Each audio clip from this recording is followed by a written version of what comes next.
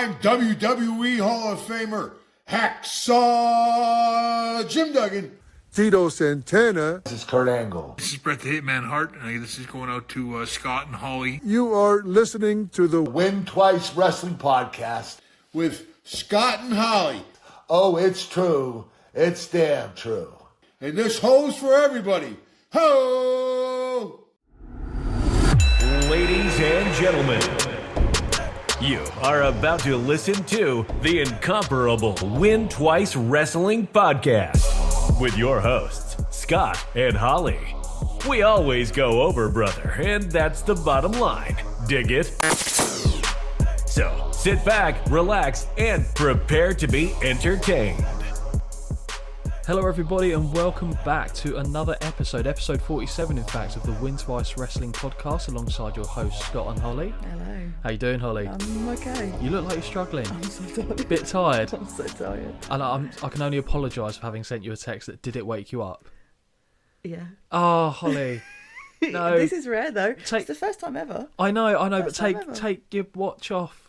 No, because then who knows what time I would have slept till. I was still awake at like 4, so. Oh, dearie me. Yeah, So it's all obviously you're back from your trip am. overseas from seeing your bestie. Had a Yes. lovely time by all accounts. I really did. Really did. No wonder you're tired. You were hopping from one state to the next, weren't you? Yeah, a little bit. Was it 5 states in 10 days? Yeah. That's ridiculous. I wouldn't even want to do 5 counties in 10 days in the UK. And... Oh no, it was so good. No, it's good. It looked So fun, good. to be fair. Yeah, I actually meant to ask you, did you do the tailgating thing in the end for the... No, we didn't in the end. Okay. No, because we went out the night before. Right. Got a little Merry? merry. Yeah. And then we woke up in the morning and we were like, nah, let's just go to the game. But we got game tickets for $20. So And they looked like, even and though our you were... seats were fantastic. I was going to say, you looked quite far back, but it looked like a really nice view It of was the stadium. Perfect. Yeah. So good. So yeah. And also, to tie it back into wrestling a little bit, Yeah. where did you go? I went to the Mall of America. You went to the Mall of America. Yeah. Were you trying to see if Hulkamania was still running wild? Yeah, he's not. I couldn't No. tell you for free. No, Pastamania closed pretty early doors, I'll be honest. But Yeah. did you manage to find the area where they'd had the ring set up and everything for Nitro? I feel like, yes, in my head I feel like we did. Because all I could picture was all of these like I don't know what they call them, but escalators. Yeah. But then every time you went round this like part of the shopping centre, it all looked the same. So Yeah. who knows? Who knows? Well, it's massive, isn't it, to be It's fair? far too large. And I'd imagine that a lot of the shops that were, or stores for our American listeners, a lot of the shops that were there at the time are long gone. Like the one where they were making their entrance was the Great Train Store. Would be willing to bet that is no longer there. I don't know. Surely not. I don't know. I don't know. I know don't there's remember. I know there's a market for that kind of like niche, but I can't I imagine. don't remember. I should have paid more attention, I'll be honest. But I was shopping, so. That's true. I mean, to be fair, when you told me you were going there, I was devastated. Like, I was pleased for you, but I was like, there's no way she's going to another place where we've already covered a show. Yeah. That's amazing. I did have to check though, didn't I? I was like, You did. Is this the right place? And based on my reaction, because I was going, oh my God, no, surely not. And you were like, I think based on what I was saying, you were like, oh, it's a different place. That's what I assumed. Because I was like, why is she reacting like I thought that? you were like, God, you're a dim. What are you No, talking about? no. And then you were like, yes. I was like, oh, okay. No, I was bigging it up for you, like, Oh, to I make it a big deal, because it was, quite frankly. Yeah. So you've been back in the country for a little bit. Yeah. And I feel like I've been saying a lot of this on our recordings, that we needed to find an easier episode to ease us back into to the daily grind of it. And to be fair, what we picked, there was a lot of content there in terms of length of duration of the episodes, to be fair, right, of what we were watching. But it was an easier way of taking notes, certainly for me, because I'm not covering the blow by blow. Oh, it's such an easy way for me to take notes. You didn't take any, did you? No. No, exactly. And to be fair, that was a little bit of my fault. We did discuss that we were going to cover this at some point, but I don't think you're expecting it to be thrown on your lap right after you've already seen it, not had the opportunity to make notes. But what we're talking about... Free baller, that's fine. Free baller indeed, and how apt based on the individual that we're covering. So instead of doing a wrestling event or a pay-per-view or a TV show or anything like this, well, I guess it's a TV show. Yeah. Well, more specifically, a Netflix series. Mm-hmm. And we're covering the Mr McMahon Netflix documentary. Yeah. When this was announced, there was a lot of excitement. Mm-hmm. Safe to say? Yeah, I think so. A lot of buzz, a lot of hype. Everyone thought, is this going to be a really tame representation of the man or the character, or is it going to be like an expose? Like a tell-all. And usually with these things, it's one of the two, isn't it? Mm-hmm.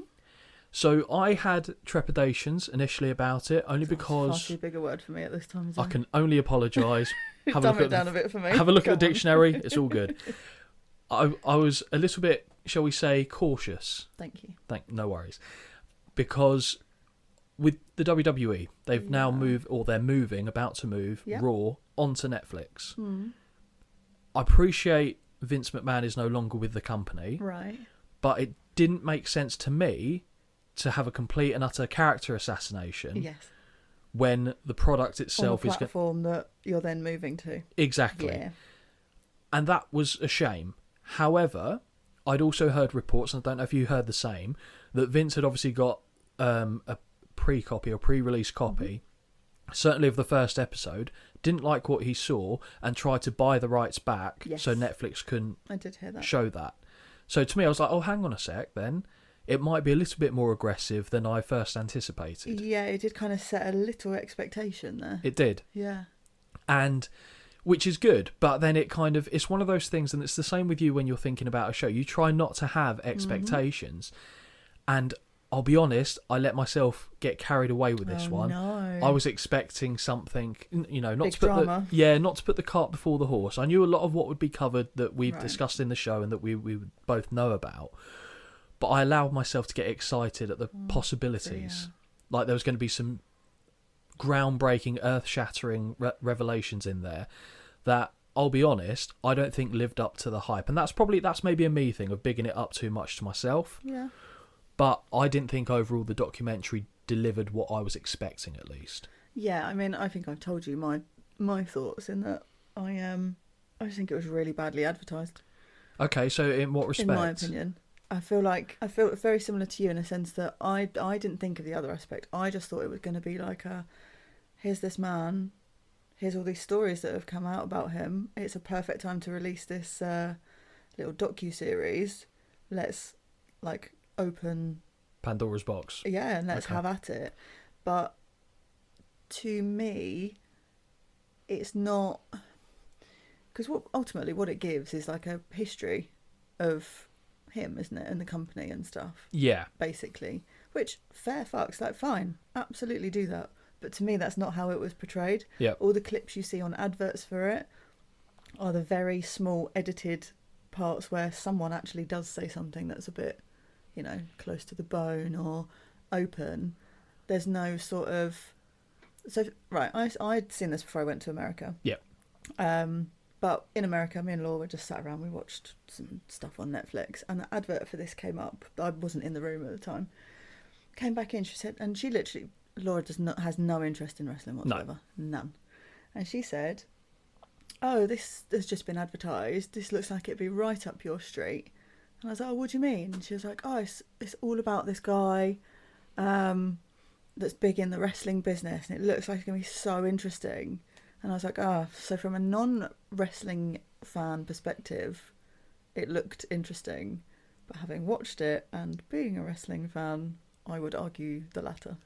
I think you've made a very good point, and that's not something I considered, because to me, a documentary series on Mr McMahon, or Vince, is, in theory, garnered towards the wrestling fan, because why wouldn't it be? Yeah. Someone outside of the sphere of wrestling would have little to no interest, I would imagine. However, when you see, like you said, the snippets of the salacious comments and things of that nature, to someone who's not a fan, like Laura, I wonder if it's something that, because she knows, I'm not saying she would, because almost certainly she definitely wouldn't have, but knowing that you have an interest in it, going, oh, that's actually quite interesting. Maybe I'll put the first 5 minutes on and see what it says. How many people outside of the world of wrestling that would have drawn in? Yeah, I'd be interested if there's obviously no way of knowing that, but no, that is at the moment is my main thought, is that if you're not a wrestling fan, it probably looks a lot more interesting. Bit than tasty. If you are. Yeah. I guess there would be a way, but I don't know how you'd go about getting these statistics in terms of the view numbers on Netflix. Because if you know approximately how many people watch wrestling, and then you can kind of extrapolate that and compare it to how many people watch this documentary. And I know it's probably not going to factor in like multiple viewings, etc., things Who like is that. watching this more than once? There'll be some people out there, like when I was a kid, I mentioned to you before, the way I used to watch wrestling, not in this format, but when I used to get a show, I'd put it in, watch the whole thing, go back to the start, and it's just something to have in the background. It's an easy watch whilst I was like playing with toys or whatever the case was back then. So I'm sure for some people, while they're pottering around, they might just have that on the background just to, to have the company. Because some people, I mean, I myself used to be like this a little bit when I was kind of in my, I'd say, mid to late teens. I struggled to go to sleep if there was nothing going on. Oh yeah, I like noise when I go to sleep. Yeah. So yours is like rain. Yeah, like rain hitting like a steel. Grated, well, I can't think of the name of it, but you know what I mean. Corrugated, thank you. Corrugated roofing. Yeah, very. I mean, I'm not allowed to use big words. You throw corrugated out there like it's nothing. But I used to often just have the TV on, then I'd fall asleep with the TV on, wake up, turn it off, go back to sleep, because that's then me getting over that initial hump of going to sleep. But it would be interesting. I'm sure it's possible to get. I mean, obviously Netflix themselves will know how well this has done. Yeah. But I haven't actually looked into it in any great detail to see how well it was received, other than everyone in the wrestling world has obviously viewed it. There's also like people that do like wrestling that haven't watched it. True. Which I know we can only speak for, like, there's 3 of us. 2 of us have watched it. 1 hasn't. Yep. Would I tell him he's missing anything? No. I would say okay. Maybe one episode, that's it. As an overview, so obviously this has been split into 6 episodes. Each is approximately an hour. Most of them trickle over a little bit over that hour mark. I would say the best episodes, viewing wise, from my perspective, were the first one and the last one. Yeah, I thought the last one was the best one. The last one was the best one because it gets into a little bit more of the darker side of it, shall we say. And don't worry, we're going to go, I've got bullet points through each episode to kind of, have talking or points of discussion for both of us as we go through this recording. So I'm trying to not give too much away. But again, looking at it as an overall representation, I think you're right. I think it was probably marketed cleverly in that respect, actually, because if I knew what it was about in reality, would I have gone out my way to watch it? I would have got round to it at some point. Yeah, I would have shoved it on whilst doing things. Exactly. Whereas I did watch it sat doing, I mean, I was on dog duty at the time, so I had nothing else to do, but I did sit and watch it, and I did get repeatedly bored. Yeah, you said it was an easy watch, though, at the same time. Well, I didn't have to concentrate to watch it. Yeah, that's fair. I would imagine there would be at least a couple of things that maybe you weren't fully aware of, so it wasn't without merit. Oh, definitely. There were a few little snippets in bits and pieces, one of which I saw got me told off, because apparently I have seen that before. Oh, yes. Richard Belzer, by any chance? Yes, okay, I'm sure. The telling off was well within the rights. Yes, I did find that amusing. Like I said, I was going to overlook that, but not Jamie. No, he went in with 2 feet on that one. But you're right. I think if you look at this overall docu-series, whatever you want to term it as, to me it felt like more the development of professional wrestling, specifically related to the WWF, going to the WWF, to the WWE, and then picked up, because there are a few episodes where I was like, they're not really even talking about Mr McMahon or Vince. They're talking about him tangentially based on what was going on. So, for example, when we get to the Attitude Era, start talking about The Rock and Triple H, Stone Cold, and all this stuff, and I'm like, that's great. It became not about him, and it just became about the company. Yeah, it was telling this. It's fine, but don't call it a McMahon documentary. Then call it a history of which WWE. Would have been more accurate, to be fair. But like I said, as we get towards the last episode, it does start to get a little bit more juicy. So I guess we've kind of danced around the topic enough now that we can kind of dive in. Obviously, starting at episode 1. Yeah. High expectations for me at this point, I must say. And the way it opens up was promising, because they start talking about Vince's troubled childhood. Yeah. Now, I know through our discussions, I've kind of let on to little bits of information about his relationship with his dad, or lack thereof, up to a certain point in his life. But did you know about Vince's upbringing, the fact that he was raised by his mum and his stepdad in like a kind of caravan type camp? Didn't know any of that. Okay, and did you know he has a brother? No. Yeah, you wouldn't really know from the documentary either, would you? No. So he's got a brother. I think he might be older even, but Rod McMahon. So his older brother is Rod. It's just, it's trying to me. So straight away, I thought, oh no, they're trying to paint him as a victim. Like go for the sympathy card straight away. Yeah, because you've got to humanise him first. Yeah. Because if you if Yeah. you come straight out the gates firing like this man's a menace, he's a monster, yada yada, you're not going to be able to give any redeemable quality. So you first got to give a little sympathy and have people engage with him as a person, to then turn the dial the other way, crank up the heat, and you go, oh, actually, hang on a second. So Vince, as he said himself at the start of the documentary, he doesn't like sharing information about his life, and he'll only let you know what he wants you to know about him. And there's a few times where, bless you, how long were you holding fire on that? God, I thought I could get rid of it. I'm so sorry. Do you know what was funny about that? That's so grim. I'm so sorry. It's fine. It was off the microphone. I thought you were about to start crying. I was like, oh my God, you took that part really to heart. I was really holding that in. I thought I could get rid of it. I'm so sorry. No, that's absolutely fine. God. We know damn well I'm not going to edit this out. We're just going to keep ploughing on through. Sorry. No, it's fine. So, with Vince and his upbringing, I take a little bit of it with a pinch of salt. Because, let's be fair, Vince is a master manipulator. He's a great promoter, but manipulation and his ability to get people to have visceral reactions and emotions is uncanny. So when he's saying about his childhood and said, what I took away from it is what he was basically suggesting was that his stepfather was a drunk and beat him up. And then he said something to the effect of his mum sexually abused him. I'm not saying that didn't happen, but I'm just saying, would it surprise me if he goes, well, hang on a sec, I know what I've done, so if anything ever comes out later down the line, I've got something I can point back to and say, not me, Chief. That was something that was kind of, I was fucked up at a young age, and this is the end result. Whether I'm overthinking or not, I don't know. Yeah. What was your takeaway from it? Like, do you just take it at face value? Yeah. Okay. Yeah, I didn't... Even from a man like Vince? Yeah, I know.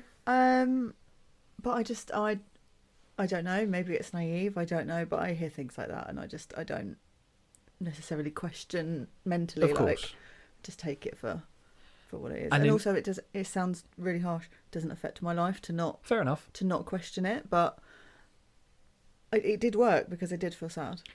And in 95% of cases, I'd have no need to question it either. Yeah, of course. But when you think about the whole... And it's the opposite of rose-tinted glasses. It's like shit-tinted glasses. That boy that cried wolf type. A little bit. Okay. Because Vince is also very good. You learn this through the documentary, that he is very good at basically creating this distance. And he's created this dichotomy in his own head where he's like, oh, I'm nothing like the character. Oh, yeah. And he'll pick and choose, like a great politician, what parts he associates with being him, and what parts he associates with being this character that he was playing. Yeah. And we'll get into it in a bit more detail as we go through, but they're one and the same. Yeah. They're absolutely one and the same. So we get to Vince where he's meeting his dad for the first time at 12 years of age. At 12 years of age, his dad obviously has been a long-time successful promoter in New York. He is ahead of the class in the territorial era. And I think Vince, young Vince that is blown away. It must be like night and day for him with what he's been used to growing up in kind of the hick country, as he would probably refer to it as, the backwaters, to then go to the glitz and glamour of New York, seeing the WWF and the empire that his dad has started to build. I can't imagine what that's like. I mean, don't get me wrong, I've not had a tough upbringing, far from it. But to go from what must have felt like the outhouse to the penthouse must have been very difficult, and such a character flip in terms of scenario. Because, I mean, Vince was saying in the documentary, or the way what I took out from it, he was effectively a bully. He grew up with a hard edge because of the circumstances he came up in, and he would fight all the time, physically fight to kind of defend himself, and probably beyond to kind of assert dominance on others. And I think that's a character trait that is just completely prevalent throughout the man's life from there on out. Yeah. Do you reckon by going to New York, seeing this environment, then working with his dad, it was big fish, little pond? So back when he was a kid, obviously he had the rule of the roost with those around him, and then you go to New York, you're nothing. Oh yeah, of course. What kind of culture shock must that have been for him? Yeah, I suppose it's you're somebody somewhere, and then you go somewhere else and you are no one. God, that'd be boggling. And Vince, from there, kind of worked his way up in terms of how he was positioned in his dad's company.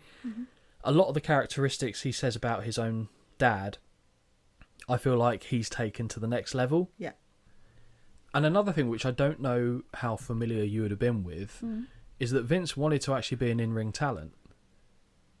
Huh. Could you see that? I mean, we have seen it, but the amount he puts himself in the ring doesn't surprise me. But him as a full-time competitor. Yeah. I mean, I can see it, but I can see I the don't character think it would work. necessarily be good, but I could see him as $1 million man. Yeah. Yeah. Okay. Yeah, I could see to me, that. that character is him In in my head. Like not all the way, but like bits of him. I get it, and yet he would argue the complete opposite, and I could tell you a bit more about that. But we see him kind of work through the ranks in terms of he was just doing backstage stuff. Yep. He then went and worked on commentary. He did announcing. He then took over one of the regions that his dad had kind of jurisdiction over by, I think it was the local promoter at the time for his dad, absconded with money. It became a whole thing. Vince said, "Can you let me have a go?" He did well there, so he kind of proved his worth, and then it went from there. It gets to the point where, as we know, Vince and Linda, under Titan Sports, went to buy out his old man. Vince obviously already had these big ideas of where he wanted to take the company, and his dad didn't massively want to rock the boat, although Junior, I'm going to call him, until I stop referring to Vince Senior, I'm going to start saying Junior, which he would hate. He'd want to fight me for being called Junior. I mean, at this point in time, I might be able to take him, to be fair. He's an old boy, isn't he? Yeah, maybe. But he said that his dad was already he just didn't want to rock the boat, but his dad had similar ideas, maybe not to the same scale that he himself did. And eventually he obviously bought the promotion. He did installments. And to be fair, I don't think, from what Vince was saying, his dad thought he was actually going to be able to make the payments. He thought he was going to default on one, they get to keep the money, the company doesn't get sold. Right. We know how that pans out. Going from strength to strength, a big theme of this episode is WrestleMania. Yeah. How could it not be? Yeah. I guess. One thing that did frustrate me here, because they let Vince effectively take credit for the naming as well. And by all accounts, it was a Howard Finkel creation. Couldn't you have given a little nod to our boy Howard to just say, do you know what? To be fair, you had to actually then execute the idea well, and Vince deserves all the credit in the world for that. Absolutely. But the name, just a little bit, just give me something there. But we see about how rock and wrestling became this massive thing. We've covered it in our WrestleMania journey, the Saturday night's main events. And because we weren't really, neither one of us were alive at that time, so we probably can't grasp how big the impact was of this. But you see highlights of it now, and I weirdly feel nostalgic, even though I wasn't alive at the time, just because it felt like, probably to us, our Attitude Era. Not saying it's designed the same way, because obviously it's a very different product, but how big that suddenly became. And it's everywhere, and like people in our era going around crotch chopping, shouting "suck it," flipping the bird, wearing all the merchandise and stuff like that. I see what you're saying. Yeah, I guess. Yeah. So obviously it's a product of your era and your time. Yeah. But I don't think we can really stress how important the whole rock and wrestling and WrestleMania was, because if that failed, we wouldn't have this documentary now. The company wouldn't have survived. They literally put all their financial eggs in that basket, and it paid off. Now, we see one of our favourites. I say favourites, a common theme from our shows. Dave Meltzer is all over this. And he is tough talking in this. He is tough talking, but he's talking out both sides of his mouth as well at the same time. Okay. And that's not to say that we all don't do this to some extent. I don't know. I know you've said things about him before. I don't really, apart from matching scores, Yeah. I don't know much about him. This was the first time of me actually seeing him and hearing him talk. Some of the things he said, I was like, oh, okay. Yeah. But I don't know this whole, like, two-sided thing. It's difficult because Dave Meltzer ultimately is so outstanding in his field. He's like the league leader, as it were, in wrestling journalism. So I can't take anything away from him, nor am I trying to. But over time, and I've seen this through just anything he puts on social media, Right. it's like he's turned into a gimmick himself, where all I ever see is him challenging someone that's basically contradicted a point he's made. Now, whether he's right ultimately or they're right isn't really the point to me. It's just like, you're too big to engage with all these people who are disagreeing with you. What does it matter? Oh, so if someone He has doesn't to be agree right. with what Yeah. he's saying, then he would get his back up about it, basically, rather than just let someone else have their own opinion. Exactly. Right, okay. To be fair, a lot of the people that come at him and the ones he comments on, they're calling him names. It's harsh. It's harsh because stupid comments. The issue that really is here is that people treat Dave Meltzer like he is the oracle of professional wrestling. Okay. Just take him for what he is. It's one man's opinion, and yes, he's been in the industry for X number of decades, so he's got experience behind him. Yeah. So in theory, that kind of validates or gives a little bit more credence to the points he's getting across. However, he has been known to completely contradict himself at times, and he won't admit to that, I'm sure, but it's true. So in this episode, they're talking about how big Hulk Hogan was for Vince McMahon. Yes.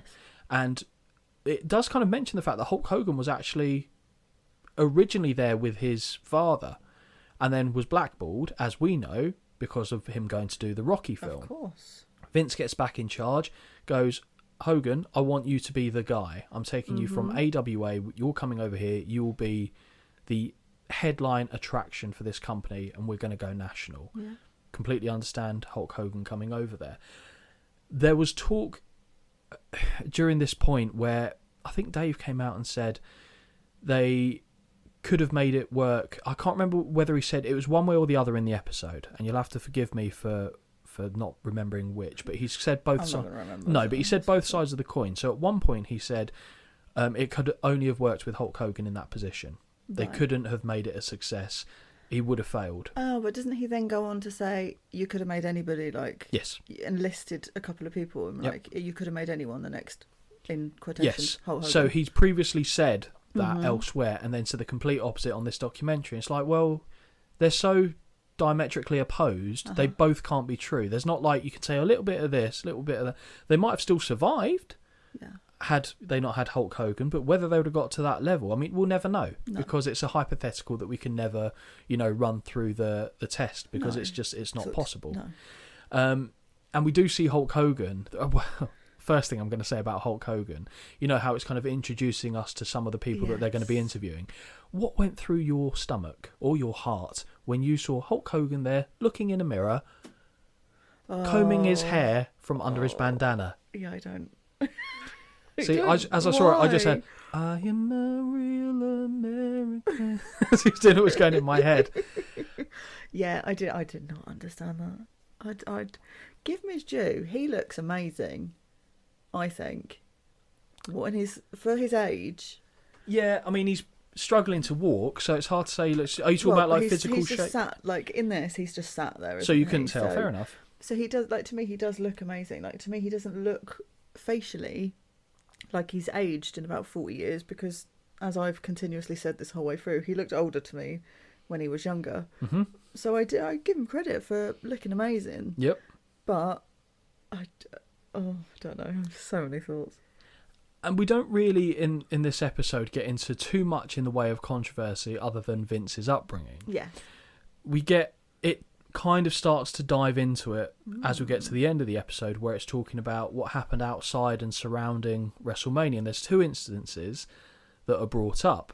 One of them you definitely would have known about, which you said that you didn't at the time. Yeah. But Hulk Hogan choking out Richard Belzer. Oh, right. Okay. I will hold my hands up here when I watched it. I know, I apologise to Jamie, I have. That's when I definitely wasn't watching the shorts, because I don't want to hear my own voice. Mm-hmm. Now I've made peace with it, sometimes. Yeah.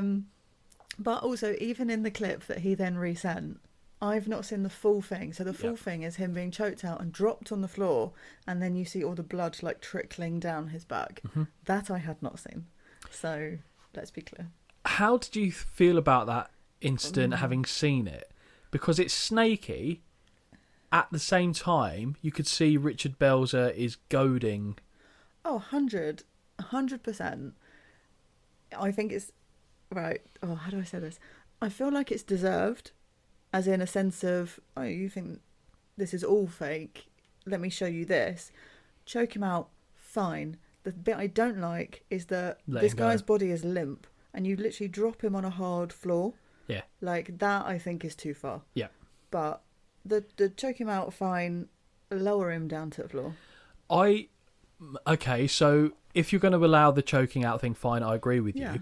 I would say the choking out is too far as well. I would say lock him in something that hurts and make him physically say, no, please let me out, please let me out. That's probably what I would have done. Just put a chin crank on and until he starts making a noise to be let go. And you can go, oh, if it's fake, get out of it. Yeah.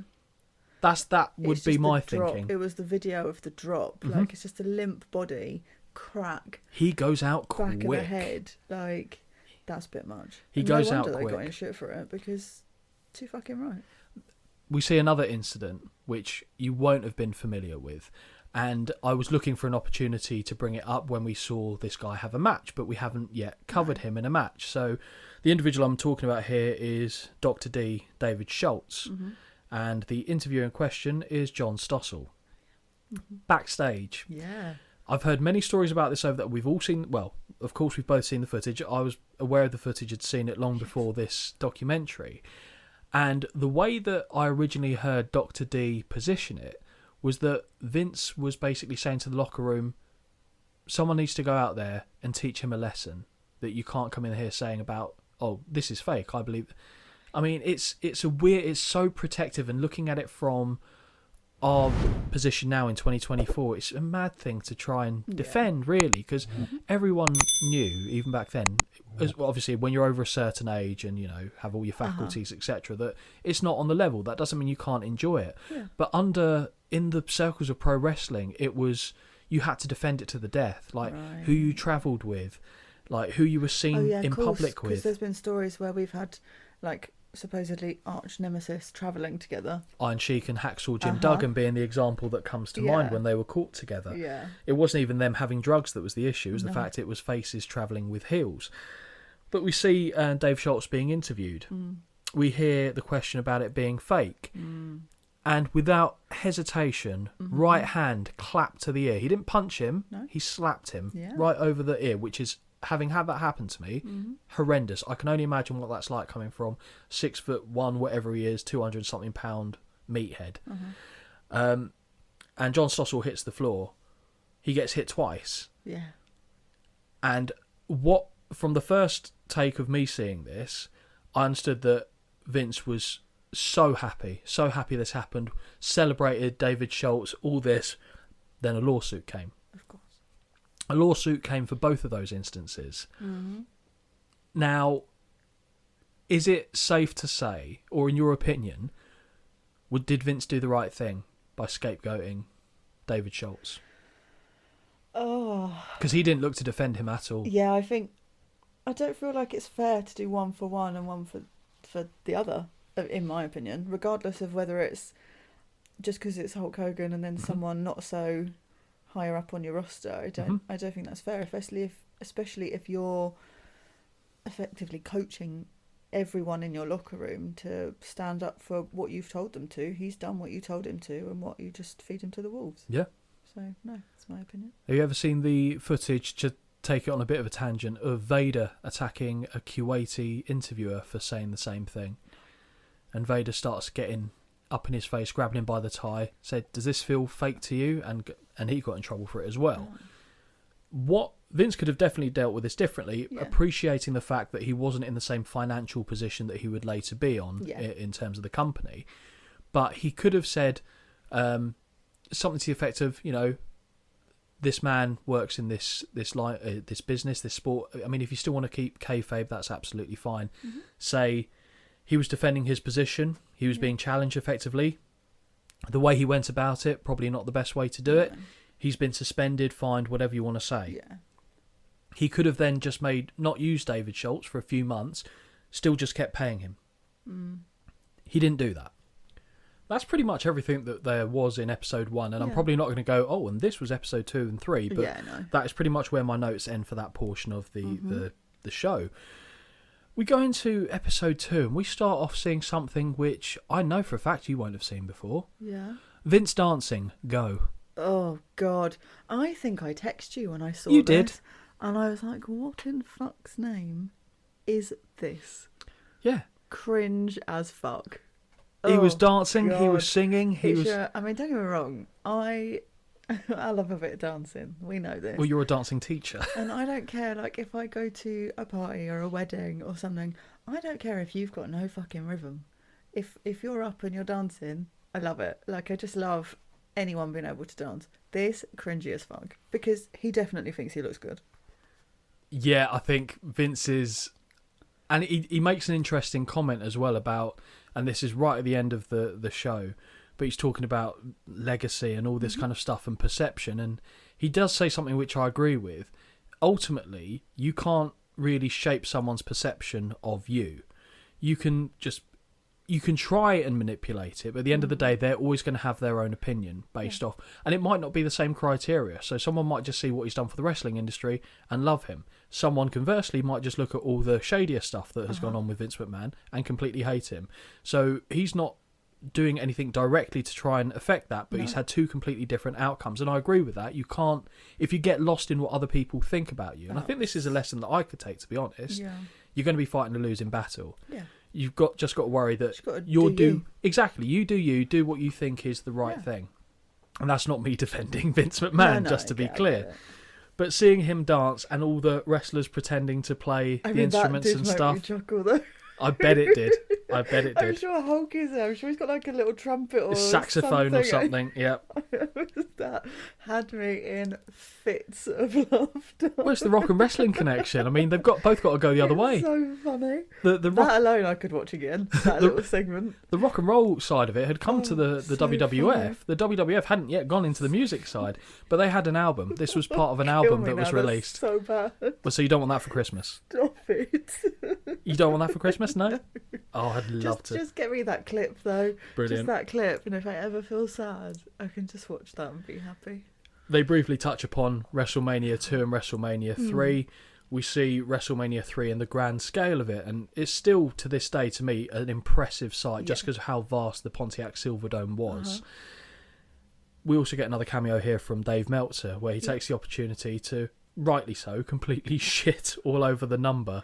Oh, yeah, was this the 93, 78 Yeah, he said, or 73, 90, I don't know what so it is, the stated attendance was about 93,000. Dave says it was closer to 73 or something, which is still an unbelievably impressive number. Still amazing. The reason why they obviously didn't go for that is because it wasn't the indoor attendance record, which is what they wanted to have, which they bang on about. And it's not true. It's still held by the Pope. So completely nonsense. Two very different entities there. I wish that someone, like, now it's a different time, that someone like Triple H or Stephanie would just make a comment on it, said, yeah, no, it wasn't that, it was this, but that's, part of... Of course not. Because I think you kind of go, okay, good, they've finally admitted it. It's just an annoyance now that they've dug their heels in, and I get it. You and I are both stubborn fuckers at the best of times. No, surely not. Even when we know we're wrong, we get to a point in an argument where you're like, well, now I'm not backing down at all, so I'm conceding no ground on this. So I kind of get it as well. But that doesn't make it any less impressive, the scale at which they were able to achieve. Yeah. And like having someone like Aretha Franklin Yeah. there. I mean, they've had some big names. And some not big names. They had Rockin' Robin, bless her. Jake Roberts' sister. I mean, that wasn't good. But we had Mean Gene trying to get everybody now on the first one, which is, I still enjoy that, to be honest. Mean Gene is one of the unsung heroes for me of this era. But we also touch upon Saturday night's main event, which is kind of a mini-series we've been working through ourselves. And it does a good job of highlighting the importance of this to get it mainstream and keep it mainstream. So I don't know if I assume you are aware of Saturday Night Live, the comedy SNL, skit show. SNL, fair enough. That is the common phraseology for it and the acronym. So in their off season, to have something in its place of this scale, it's, when you think about it, it's incredible. Yeah. Imagine something like, even now, and WWE is as big as it's ever been, that they wouldn't be able to do that now. No. Because they've got their niche, they've carved it out elsewhere. They don't necessarily need that. Mm-hmm. But if it was offered up to them, they would take it. Because it's just, even though TV works differently now, I say it works differently, there's just too many different other platforms and avenues for them to go down. Mm-hmm. But I thought they did actually a good job. But again, it's not necessarily linked to Vince directly. No. They didn't even make a point of, in the WrestleMania documentary, I think they do a much better job, and obviously it's dedicated specifically to WrestleMania. Okay. They do a good job of, and I'd actually recommend you see it. I think it's on the network as well. Oh, okay. We don't have to do a show on it, but I would recommend you watch it. And they talk about how it was literally all or nothing for them. Yeah. If it failed, they were done, because they Because you've overreached. invested so much in it. But they did talk about the closed circuit TV and how important that was, and how nobody was really capitalising that other than like boxing for certain events. And when you think about it, it makes so much sense for them. Before pay-per-view became the big proposition and entity that it became for professional wrestling, specifically them, it makes sense, because you're then limited to just having what you've got in the arena. Well, why wouldn't you, much like you do at the cinema, just show the same thing in all these other places? Obviously make the tickets cheaper because they're not there live in person. Yeah. But it makes so much sense as long as you factored in the cost of the places you're renting out, and balancing agreed. that with the prices. It's brilliant. It's amazing, really, that more people didn't jump on this, and maybe that's my ignorance in terms of they might well have been doing that in the NWA, but they certainly weren't doing it to the same scale that the WWF ran with it. And do you think, actually, as a wider topic, so Vince obviously was very perceptive at that point in time to upcoming trends and changes. He had his finger to the pulse of a lot of this kind of stuff. Do you think in the long run, with Vince specifically, that hurt the company? By him still thinking he had that Midas touch when... I see. Like, maybe he didn't. Well, He we've certainly seen did. some things that at some point he lost touch, for sure. He certainly had the Midas touch for a good... And I'm not Yes. trying to take away from that, but... Oh, no, he definitely did, because it worked for so long. Mm-hmm. But then you do see things in even at the time, maybe, or later life, especially when you go, oh, really? That's what you thought people wanted to see. And don't get me wrong, I'm sure there are people that did want to see that. But yeah, I feel like maybe he... Oh, I don't know. This is all obviously my opinion, but got too cocky with thinking that he knew was untouchable. everything, and no one else's input really was important. Because he had the track record. Mm-hmm. So to a point, you can kind of understand that perspective. And he said a comment, actually, which I don't know if I quoted directly, but he said, whenever I see the challenge, I assume I'm going to win, because I will work hard enough to make it work. And he was saying, I haven't been proven wrong. And I thought, yeah, interesting. If you put the grind in and time after time you come out on the winning end, you would think that way, wouldn't you? I think that would affect most people. I don't think there's anyone that's outside of the realms of being able to kind of get a bit arrogant at a certain point. I don't think anyone's immune to that. I think some people have greater tolerance for being, down to earth, etc. It doesn't help that Vince is a megalomaniac right off the mark. So he's and he will say himself, like, there was a clip as well. You've got to be to achieve what he has achieved. Of course. And I mean, he even called himself an egomaniac. It was an older clip. It wasn't the ones from the recent events. And I hadn't realised, actually, how long a period they were filming this, because the interviews that started with him were 2021. Yeah. And there was some footage there from 2024, and obviously the allegations that we'll touch on later. We also see some other controversies that crop up. Yeah, they start to come up at this point now, don't they? They become a more frequent reoccurrence and a theme. And I know you now know about this as well, but we've got the Dr. Zahorian steroid trials. Yes. So Dr. Zahorian, Athletic Commission appointed doctor in Pennsylvania, basically a drug dealer. He would effectively say that he went above and beyond what his practice would dictate he should be doing, because he would frame it that it's because he cared about the wrestlers involved, and he never gave them more than what a human body could handle, and he knew that what he was giving them was better than if they took it off the black market. Yeah, fair point. Even he in his trial, because I felt like they were using him as a scapegoat, teeing it up to go, that's who we want, Vince McMahon, down the line. Because I've listened to, so again, for anyone who's unfamiliar with it, and I'm going to freely shout them out, I mean, they're much bigger than us, they've been doing it a lot longer, but the Lapsed Fan podcast, they actually got the entire transcripts of the court proceedings, and they did line by line. They both put on characters' voices. Honestly, it's a slog to get through, but it's so worth it. Obviously, a lot of the people sound nothing like what they're doing. So if someone's got a slightly Polish surname, one of them will put on an Eastern European accent, whether that obviously it's not the case. But in that trial, they were basically planting seeds of how it links specifically with wrestling, because that's obviously the bulk of where his product was going, with the view, I think, to taking it towards Vince. And they actually brought Dr. Zahorian in for Vince's trial later on to try and get him to say damning evidence against Vince. And at no point in time could any one person say, Vince categorically said, take steroids.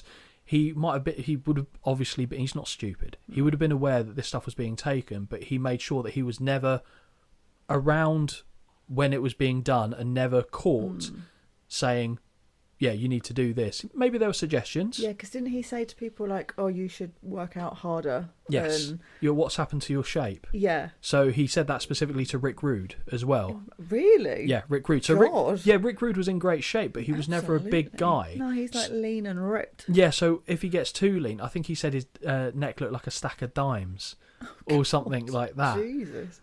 But that's because Vince is himself. He liked big bulky people, though, big beefy boys, like, rather than lean and, like I've said before about that guy. He's got a swimmer's body. Yeah, that's fair. Not a typical quote unquote wrestler, old school wrestler's body. Well, the pro wrestling body back then was bloated, because if you look at it, they're obviously very strong. There's muscle there, but a lot of them is just retaining the water. Yeah. Like for an example, the one that I always think of first time is Don Morocco.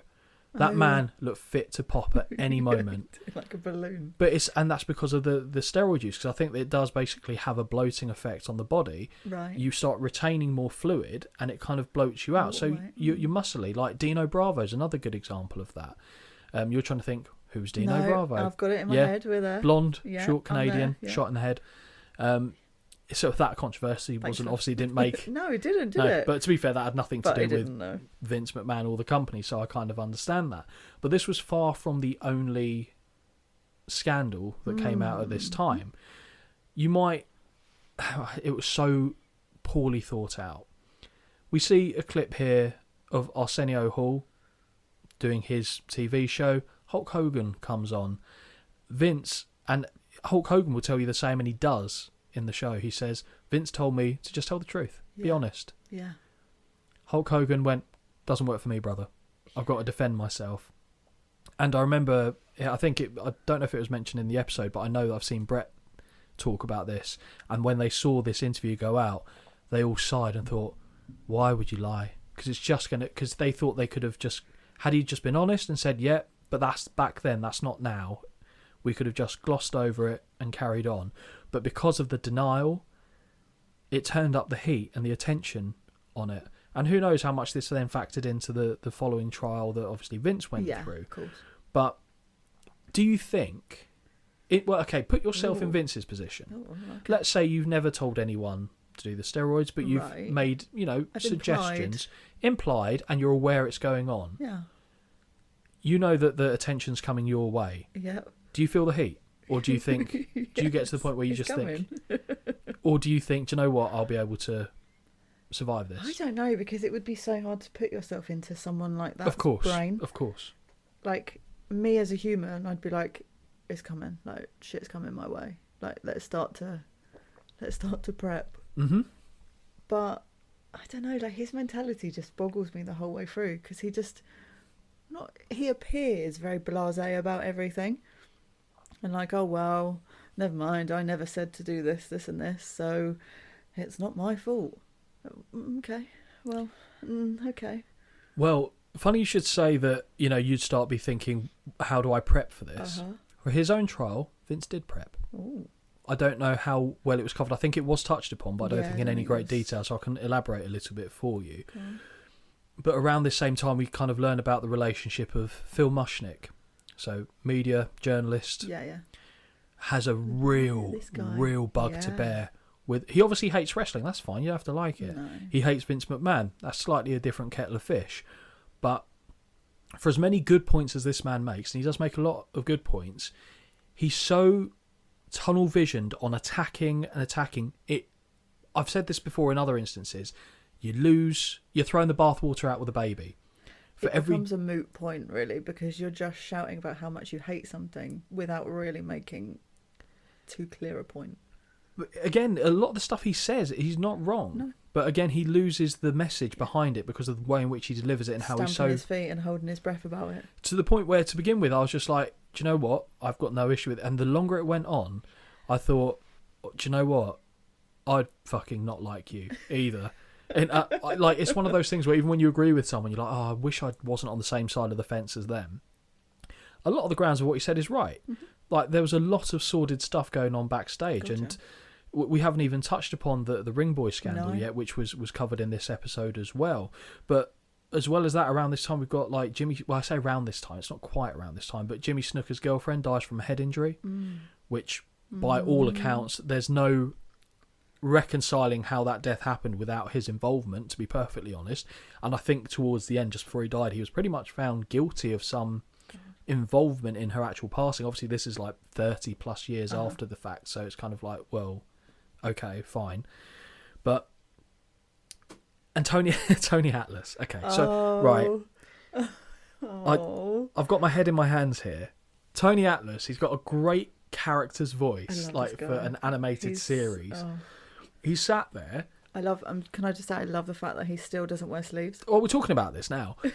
He sat there and I'm aware he is 60 something, and he could rip me in half. He still looks fucking good. He does. So I'm going to preface everything I'm about to say with, yes, he could kick my ass handily. You're a fucking weird dude. Like, I know you're a professional wrestler, and I know that kind of will tarnish you in a certain way. But the stuff, and to be fair, he wasn't inhibited with anything he said. He shot from the hip, whereas a lot of other people, I don't think they did. They were quite guarded. I quite liked his little segments because you knew that whatever he was saying was like, there's no sort of filter on him. I think the only time I paused in the entire 6 episodes was when he said something, and I was so shocked he said it, I just paused, had to let it sink in, and then made a note for it. I wonder if it's the same as what we've got. I haven't got the word for word, transcript of what he said, but he basically said all wrestlers abused women. Oh yeah. Clear as day. We treated them like shit. They were toys. Yeah, they were fuck sticks, basically, for a lack of a better term. He was so open about it. And he said everyone did it. Yeah. He said it's just part and parcel. It was like they were not considered to be almost human in that respect, like they were objects. The fact he called them a toy. Yeah. And I was like, oh, okay. And fair play to him, because he didn't distance himself from it. He certainly didn't say, "Oh, I know, I did this." Yeah. But the suggestion is there that he was every bit a part of it as everyone else was. Yeah. And when you hear about the stories from back in the day and how they talk about like ring rats and all these, and to be fair, I'm not saying that they're asking for it, because God forbid I should come across as that crass, callous, and basically inaccurate. No, but that doesn't mean that the non-ring rat portion should get the same treatment. Like the ring rats, I think, were there like, just do what you like with me kind of thing. Okay. But that's not just what the wrestlers did. I think it just went into every avenue of life, and it's scary to think as well, especially when you consider. Oh, it's bad however you look at it, but when you consider how big and strong these men are, it's quite scary. Oh yeah, it's quite scary. There's I mean, I might leave it now, but there's much later in one of the later episodes, you speak to Shawn Michaels, and he effectively says now he's got a daughter. Obviously, it's a different generation that he's talking about, but it's like, oh, in retrospect, he was around in the 80s. Now I've got a daughter. The way that women were treated was completely disgusting. Why does it take someone to have a No, I know. Just have a brain. Well, yeah. Yeah. And I get it, like, it is what it is, and it's done, and you can't take it back, but just the way he said that was kind of a bit like, oh, okay. I think one of the themes that was run through most of the episodes, if not all of them, was the portrayal of women and how they were seen in wrestling, not the women outside of wrestling, but how they were viewed inside wrestling, where originally it's a novelty act. Yes, of course. It then moves to tits and arse, eye candy, working towards that 18 to 34 male demographic, to then seeing them as athletes. Then the sands start to turn, exactly, and then we see the women's evolution. It goes from there, which was that again. That was interesting. It doesn't tie directly to Vince McMahon though, but we do see certain actions, shall we say, by Vince that we see repeated later, not necessarily towards females, but towards wrestlers under his employment. Okay. And we see the first screw job, not the Montreal screw job. Oh, the women, the Wendy Richter, yes, and the Black Widow, who was of course Fabulous Moolah. Of course. Wendy Richter was becoming, as Vince said, difficult to work with. She didn't want to lose this, she didn't want to do that, and he's thinking, well, you're not the one making the decisions, I am. And I get that to a point. My view is strip them, because you run the risk still of something going wrong in front of a live audience. Which, when you see what happened, made no sense. She doesn't get 3. No. So Black Widow is like a small package or a pin anyway. She's got it hooked in. Wendy Richter's kicked out clearly before 3. The ref carries on counting. Title changes hands. Yeah. I understand this one a little bit more than... I mean, we're never going to know the full story because it's always he said, she said, and the truth lies somewhere in between. When you saw that, because you wouldn't have been aware of that, I assume? No, not really. The next one I'm aware of, but this one not so much. Did you agree with Vince in this instance? Or would you have done it differently? I agree in a sense that he's the boss. Do you know what I mean? As in, like, so if someone is saying to you, you know, you've got the title, we need to start handing it around a little bit, you're becoming, like you say, hard to work with. I'm very much this is my job, like, just do what I'm told, sort of. Good to know. So, hey, you know I do that. But I just think, to do it the way that they did it just made no sense. Yeah. Because it's a clear 2. And like I said, change you run the stipulations of the match. What, 2 count? No, but change it as you can be DQ'd and get the belt. Like, change something to make it more obvious. But that still would have required Wendy Richter to get disqualified. Fair. So for me, it's you strip them. Yeah, that would have been the most logical. Yeah, and if you want to kind of blackball her, which you effectively did, anyway, just say she refused to defend the title. The company's made the decision that in the fairness for the women's division, or the ladies' division as it was at the time, we're upholding the belt. There'll be a tournament to crown a new winner. And then you've got a tournament you can book. Yeah, true. I still think... It's hindsight, isn't it? It's like but he just threw his weight behind it and went, this is what's happening. Done. And the Montreal screw job was similar but slightly different, and we'll get into that a little bit later on, because obviously this is when we really start to see the Vince McMahon character come to life. We see Vince on the Phil Donahue show getting confronted with allegations because at this time there was a referee, a female referee. Yeah. I think we've actually seen her before, and I actually pointed out and said, how rare is it to see a female referee specifically at this time? And her name was Rita Marie, and she claims that Vince assaulted her. Sexually, obviously. Oh, well, not obviously, but that is what the allegation was. And Vince actually sued her, but admits they did have consensual sex. Yeah. That's the thing that... We see Linda McMahon in this series. We know they're married, and Vince has been married since he was 17. Yeah. And how has Linda put up with all this shit? It's like the abused housewife who just continues to stay there when there's no real reason that they should. I imagine, and obviously I don't know this, but I imagine their home life set up. He sleeps in this part of the house, she sleeps in that part of the house. Lives. They'll occasionally talk, that's it. Yeah, maybe. It's a marriage in terms of convenience more than anything else. Because a divorce at this age and stuff would be messy, neither side would come out winning from it. But she must have put up with a lot, because he has been a randy boy over the years. And for her to still be there, I don't see the benefit other than the fact of like the messy divorce, and they built a company together in Titan Sports, and I can't even imagine the legal just difficulties and technicalities that would need to be addressed for a separation like that. But this is where we start to really, see maybe behind the mask a little bit of the man that owns the company and see what they're like. Maybe again it's something that he could then point back. So I don't think he ever has, to be fair, because he will always defend his innocence on these types of topics, but that he could point back to his childhood and say, well, that was normal for me, so I don't know any better kind of thing. But again, because he's always defending his position and not owning up to anything, that he's never going to say that anyway. But I assume that probably be his next line of defence. But he's the type of man, let's be fair, that will die on this hill. He will say all the evidence, it could be completely damning. You cannot excuse it. You cannot say it wasn't what it looks like. He would still die on that hill and say, no, that wasn't the case. So he takes stubborn to a whole new level. We also see it start changing of the guard in the WWF. We see Hogan try and pass the torch. Well, I say Hogan tried to pass the torch. We see the company try to pass the torch from Hogan to Ultimate Warrior. Oh, yeah. It doesn't work. No. We get to around WrestleMania 7 time. They talk about how they really glossed over this, which is another missed opportunity, about they had the LA Coliseum originally booked. Oh, it they was then this went, one.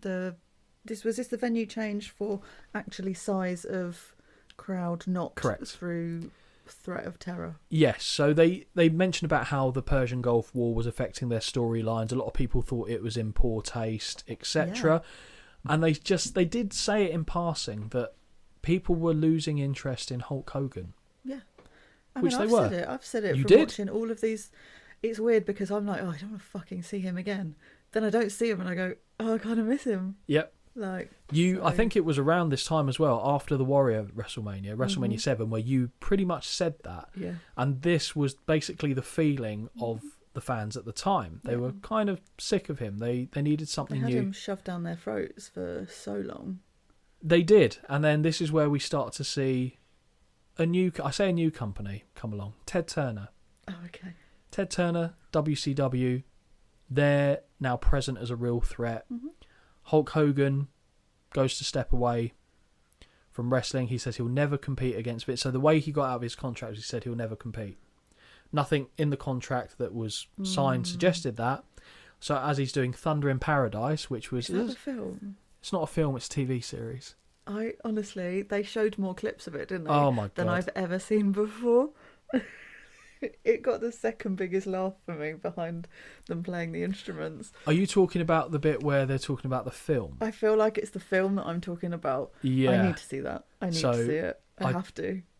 Yeah, so No Holds Barred is the film that you're referring to. So funny. Is this where he grabs the guy by the lapels and he's shaking him? He goes, "What's that smell?" That's it, yeah. Dookie. Oh, that's the one, wasn't it, where he said to Vince or something like, Vince said, if you want to make movies, we'll make a movie. Yep. And, okay. So it showed... A late night.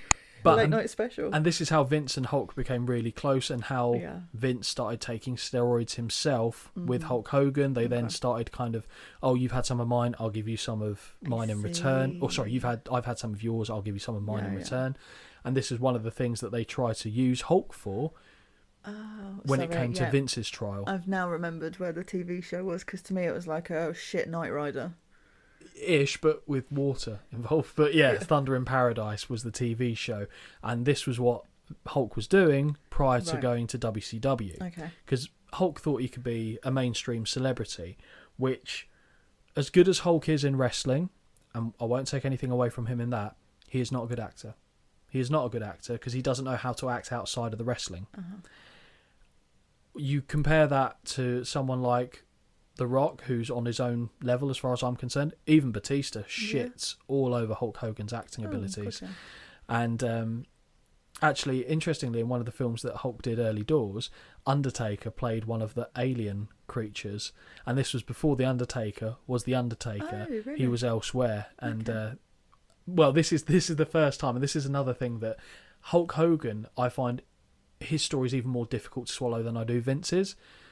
because he has tricked himself. I think Vince always knows what the actual reality is behind the scenes.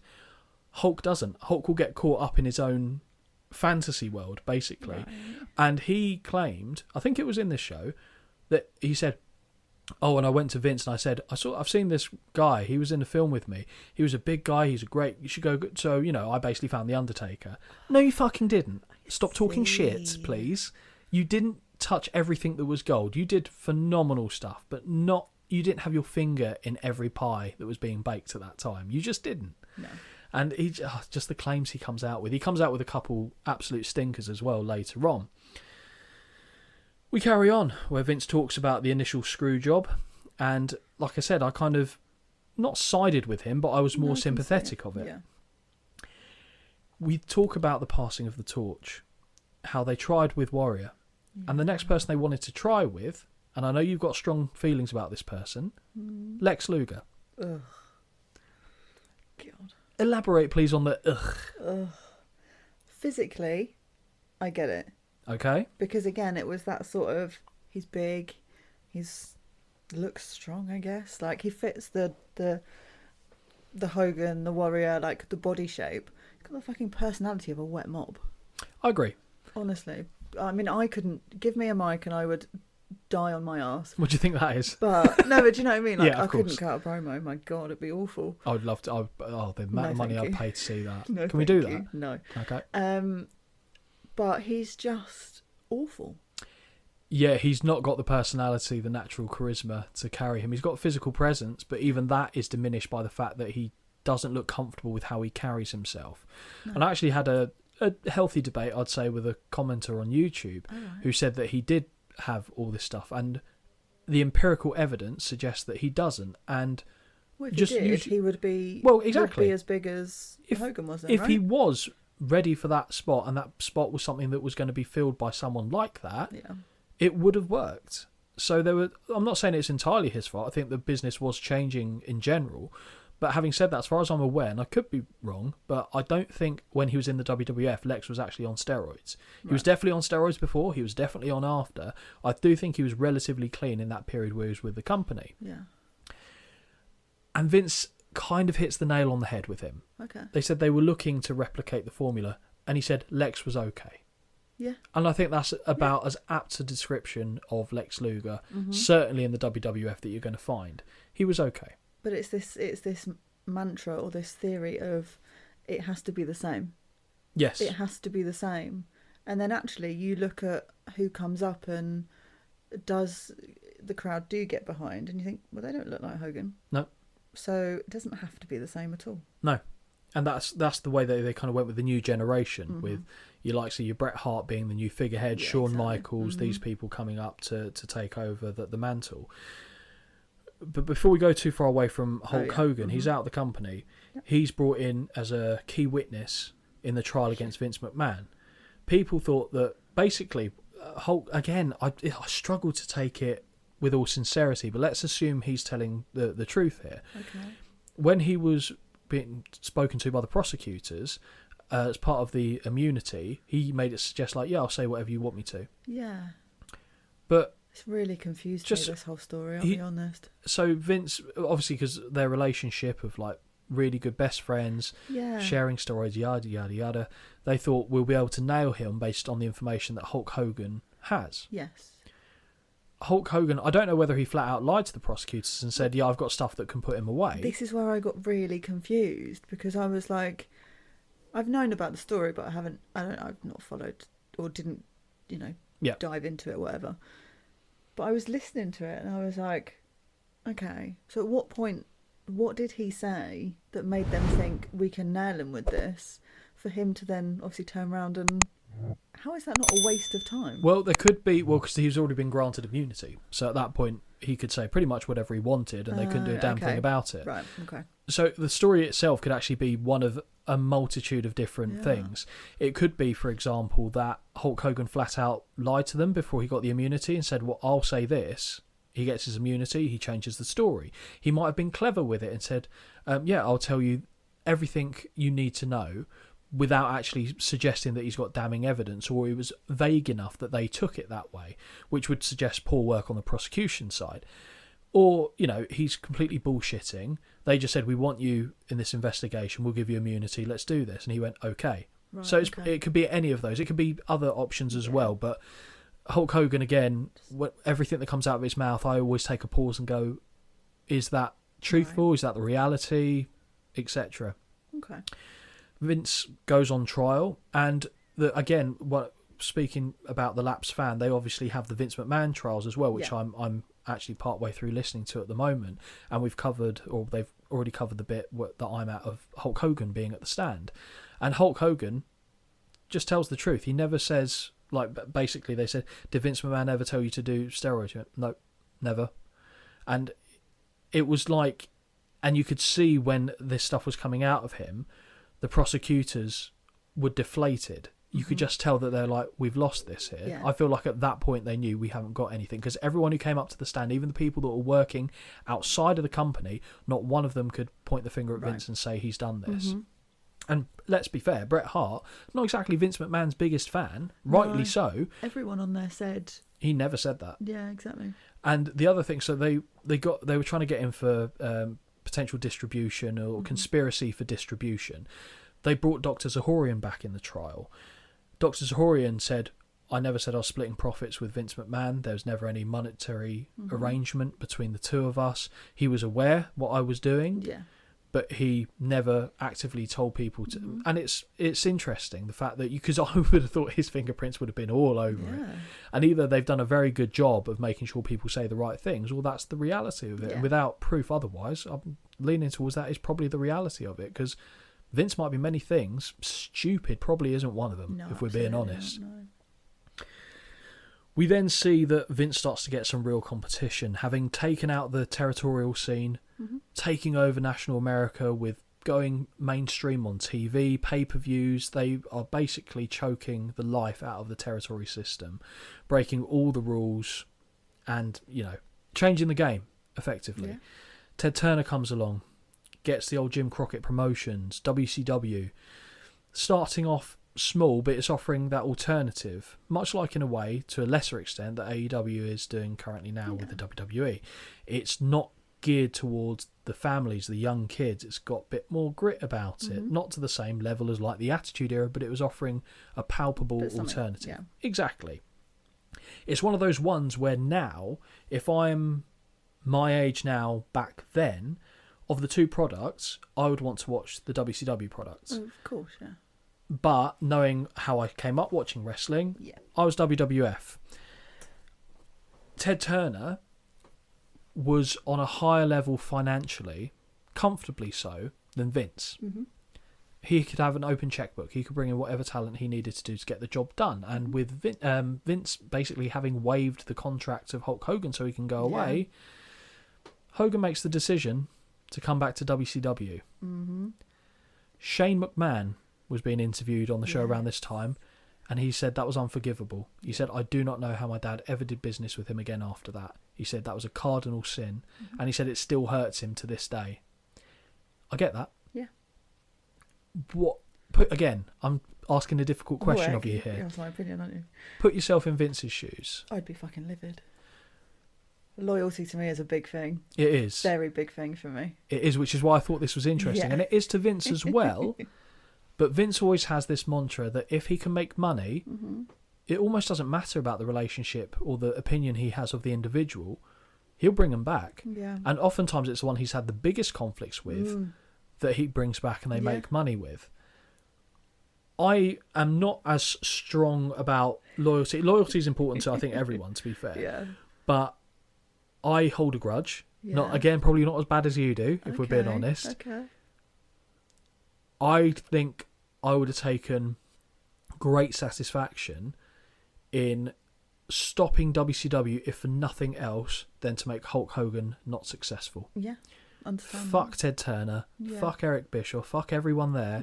Hulk Hogan's the one I want to make sure doesn't make it. Yeah.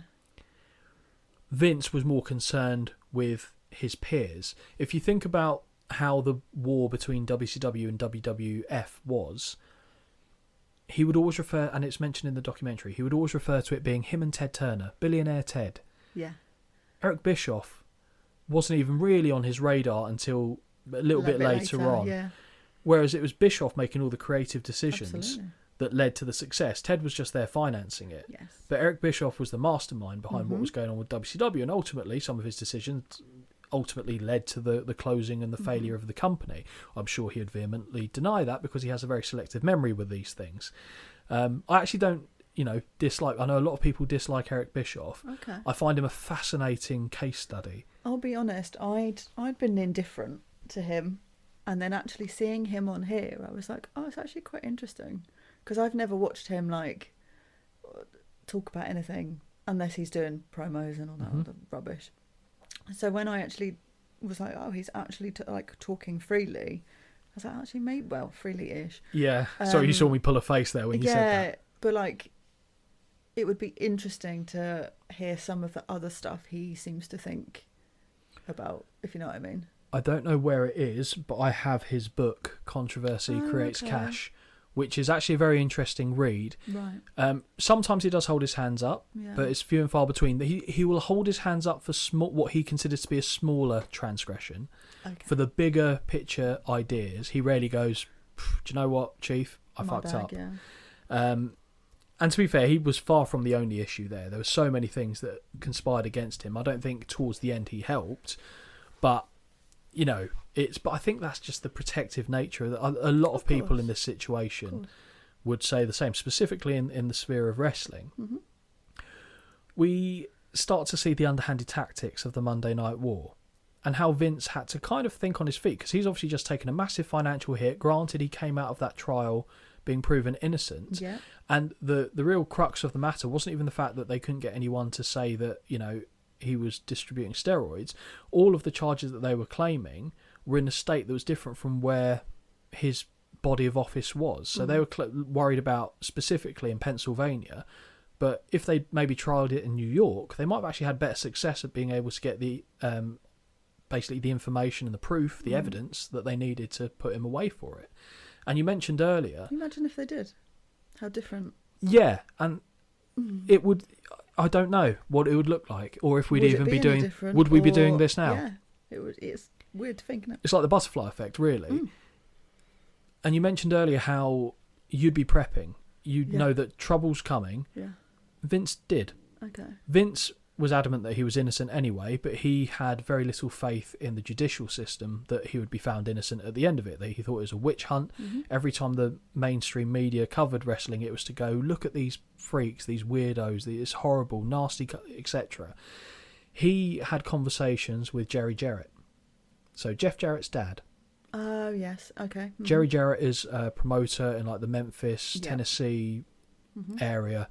He was a solid pair of hands, creatively speaking.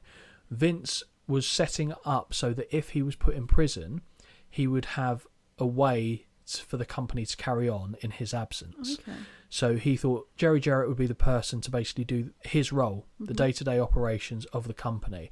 So he started to put the wheels in place, or the cogs in place, for in a world after Vince McMahon being put in prison. So there must have been some concern there for him that he was going to be found guilty. So he's not arrogant enough to think that he was untouchable in that respect. He still obviously maintained his innocence, but he wasn't convinced. He came out of you've seen the footage of him in the neck brace. Yeah. Because he opted to have a neck surgery around the time. And obviously it just makes him look sympathetic. Yeah. You heard, I don't know if they go into any great detail on it, but as part of his trial, there was a wrestler who was sat in the audience section of proceedings, and apparently it was claimed by a member of the media that they saw this wrestler eyeballing a juror and mouthing not guilty, like in a threatening way. Really?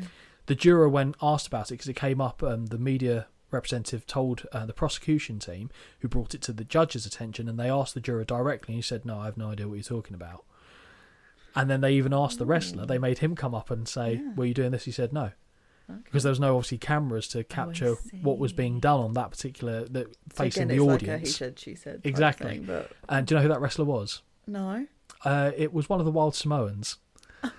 So I want to say it was Afa, to be honest, but yeah, sat there. Just imagine this big Samoan looming dude character, yeah. just going non-guilty. I'd probably say not guilty, I'll be honest. But so that was rumoured to have happened as well at that time. But ultimately, Vince is proven innocent. Yeah. So now he's on the back foot a little bit because WCW have been able to build a bit of momentum, and grabbing Hulk Hogan is massive. Yes. There's no getting away from that fact. Mm-hmm. Vince has seen Brett as the ideal replacement out of the tools he has at his disposal. He's lost, like, Savage, gone. Hogan, gone. Can I just, before we say... Of course. Savage isn't mentioned once in this whole entire thing. No, we see him, but he's not. I don't know why, but I was just a bit like, I thought maybe something would get a mention, but then the one thing that he could be mentioned for, they're not going to talk about, are they? No. But I was like, oh, okay. Like, he was such a big character. I just thought maybe he'd be involved in something, but he was, but Andre's barely touched upon. No, true. He is mentioned, but obviously apart not from when they talk about the whole, oh my god, it's the first time he's been slapped. No, it's not. Yes, No, well, no, exactly. no, it's not. We've spoken about that to death about not But being yeah, the first time to be it slammed. It surprised me a little bit, but then I was like, well, the one story that they could mention him for, obviously, it's not going to come out. Well, during Vince's trial, he was still with the WWF. It was later that year that he actually went away. Because when there's an episode of Raw, we haven't seen it as part of the show, but Randy keeps bringing up references to Vince being victorious against the US government and celebrating it, and Vince is going, oh, okay, I don't know about that, but he's fucking loving it. He's loving every moment of it, and Savage keeps going back to it as well. But yeah, Savage is a non-entity now. Lex Luger's not working. Yokozuna is his own worst enemy. What have you got left with? Shawn's not quite there yet. He's close, but he's not quite there. Brett makes so much sense when you think about it. If you look at, like I said, you open the toolbox, what have you got left with? To me, and this is just because I know how it actually unfolded and it's kind of tainting my perspective, but Brett is such an obvious choice. Yeah. He's clean cut. I mean, he actually admitted himself he took steroids back in the day. Yeah. But not at this point in time, or so it's said. His promo work was never elite. It certainly got better, but his in-ring work at the time was second to none. Yeah. Absolutely second to none. And that's the way they were going with it. Whereas WCW were trying to build off legacy of stars of yesteryear. Hulk Hogan, Savage, Ric Flair, Sting, who never was in WWF, but was still a big player from yesteryear.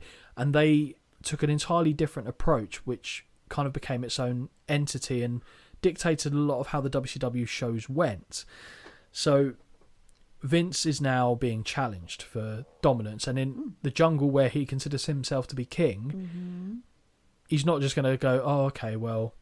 But he would also, I don't know if you noticed this, he would talk about Ted Turner doing underhanded practices and then listed off everything that he did. I did wonder if you were going to say this. Every single thing Vince goes, oh, that was in poor business taste.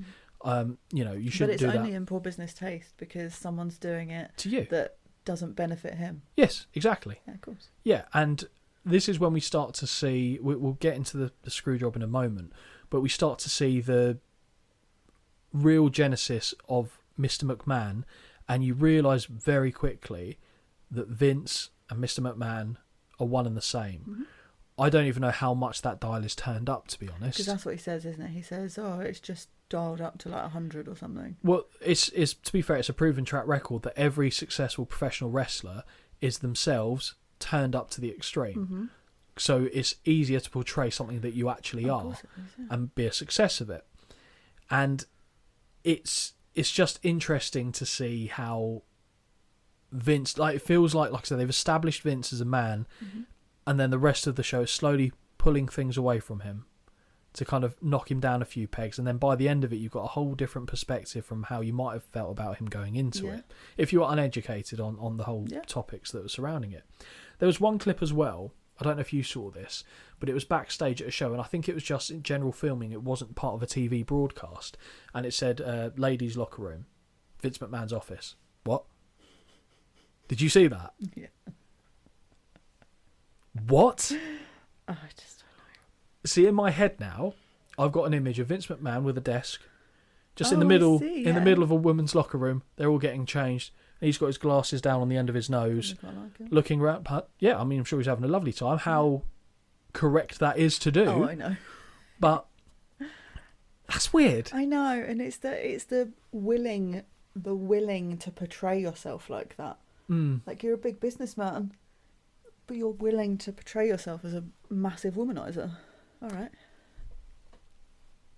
It's I mentioned here about how Vince basically is a hypocrite in terms of the business practices, and then it's all kind of leading up to the screw job. Yeah. The genesis of the screw job and everything that surrounded it. There was actually comments, sorry, I went to make earlier. You know, we were talking about Tony Atlas. This is going back quite a chunk.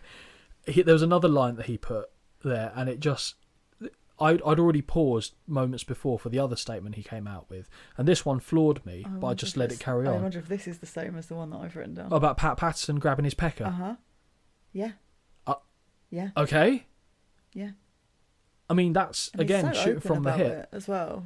It is. It's not something I've actually heard anyone shout from the rooftops before. I mean, there's always the suggestions of, I mean, the Ring Boy scandal, which we've kind of bypassed. Because we talked about that before. We did cover that in great length, but obviously Pat Patterson was kind of wrapped up in that and had to step away, but then was brought back. And Vince said that of all the people, he didn't say it in the documentary, but of all the people involved in this, Pat was innocent. And then Tony just drops that. And openly kind of also said, and again, it's two sides, isn't it? Two sides, and there's somewhere in the middle.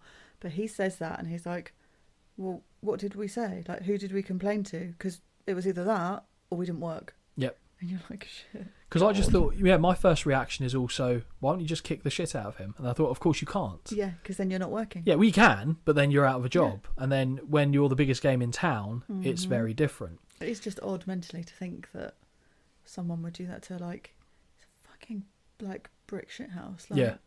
But obviously that's not the way that it works, and I understand that, but... Built like a brick shit house is probably the most accurate terming of Tony Atlas as I've ever heard.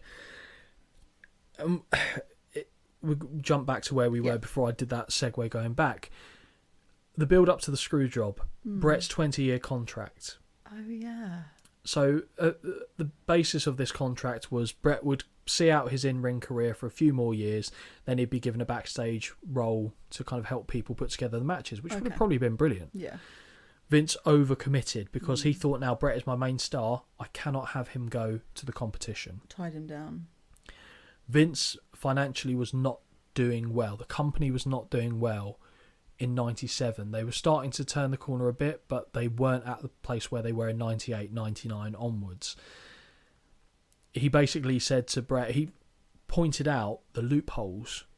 Oh, yes, he did, didn't it? To get out of his contract. For Brett to get out of his contract and strike up a deal with WCW. And I don't think Brett ever realistically wanted to go to WCW unless he absolutely had to. But it was financially beneficial for him, his family, like, at the time. So, and we start to learn more about Brett's backstage relationship with Shawn Michaels.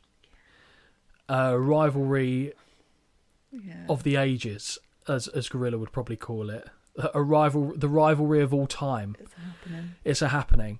And how they were at loggerheads.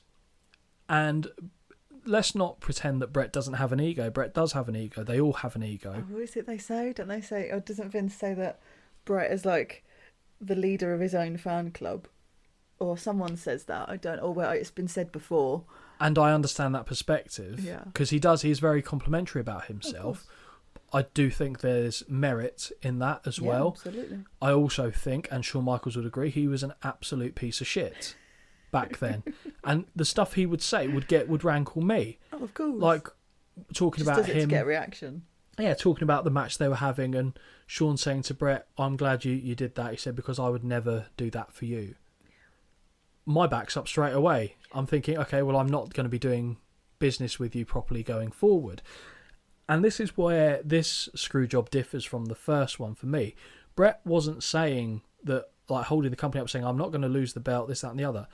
But the set of circumstances, being in Canada, being, with Shawn Michaels specifically, the way it's kind of presented and the way that Brett explains it, again, how true it is, is up for conjecture, but he offered a load of solutions that would have seen him lose the title before he left, including losing it to Stone Cold. Oh, okay. They didn't want that. Shawn was the person that they wanted to take it forward. Brett effectively conceded eventually to the match being thrown out at Survivor Series. It was going to be a schmoz. No one's going to win. It will just be crap. Schmoz. A schmoz. I like that word. And then we see the screw job unfold. Yeah. We see the start, the birth of what would become the Mr McMahon character. Mm-hmm. Triple H played a big role in this. And from conversations on the phone between him, Shawn, and Vince McMahon, said, look, if Brett doesn't want to do business, fuck him, make him do it. And that's kind of what started the wheels turning, which led to the screw job. Shawn Michaels pleaded his innocence like a little bitch backstage, but that's under the basis that Vince told them, do not take any ownership for this, it was all on me. Okay. Sure. But you could hear Shawn say, as God is my witness, my hands are clean on this one. And they happened to be... Oh, is that in the locker room? Yeah, because they were filming Wrestling with Shadows, which was following the likes of Bret Hart and doing a piece backstage on, and it just happened to coincide. So all that stuff you see backstage is legitimate, and it's not necessarily the WWF cameras that captured it.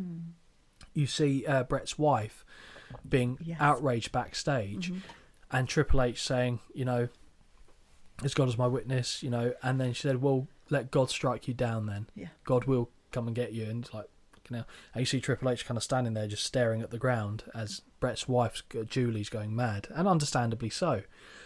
We also see the altercation that came off. So after the screw job happened, Bret is smashing around the ringside, and he talked about the perfect spit that he fired off at Vince. And I'm not a fan of spitting. No. There is something satisfying about seeing Vince get spat on in that moment for me. And Bret was like, it was perfect. I was like, it completely was. And even Vince was like, yeah, hit me straight in the eye. Good shot. Vince basically paints the picture that he went backstage into the locker room knowing full well he was going to get punched in the face. He says, I owe Bret that much. Whether he did or not, because apparently they started having a little tussle. And the bit that confuses me is Bret said it was the sweetest punch he ever hit, and I don't doubt that.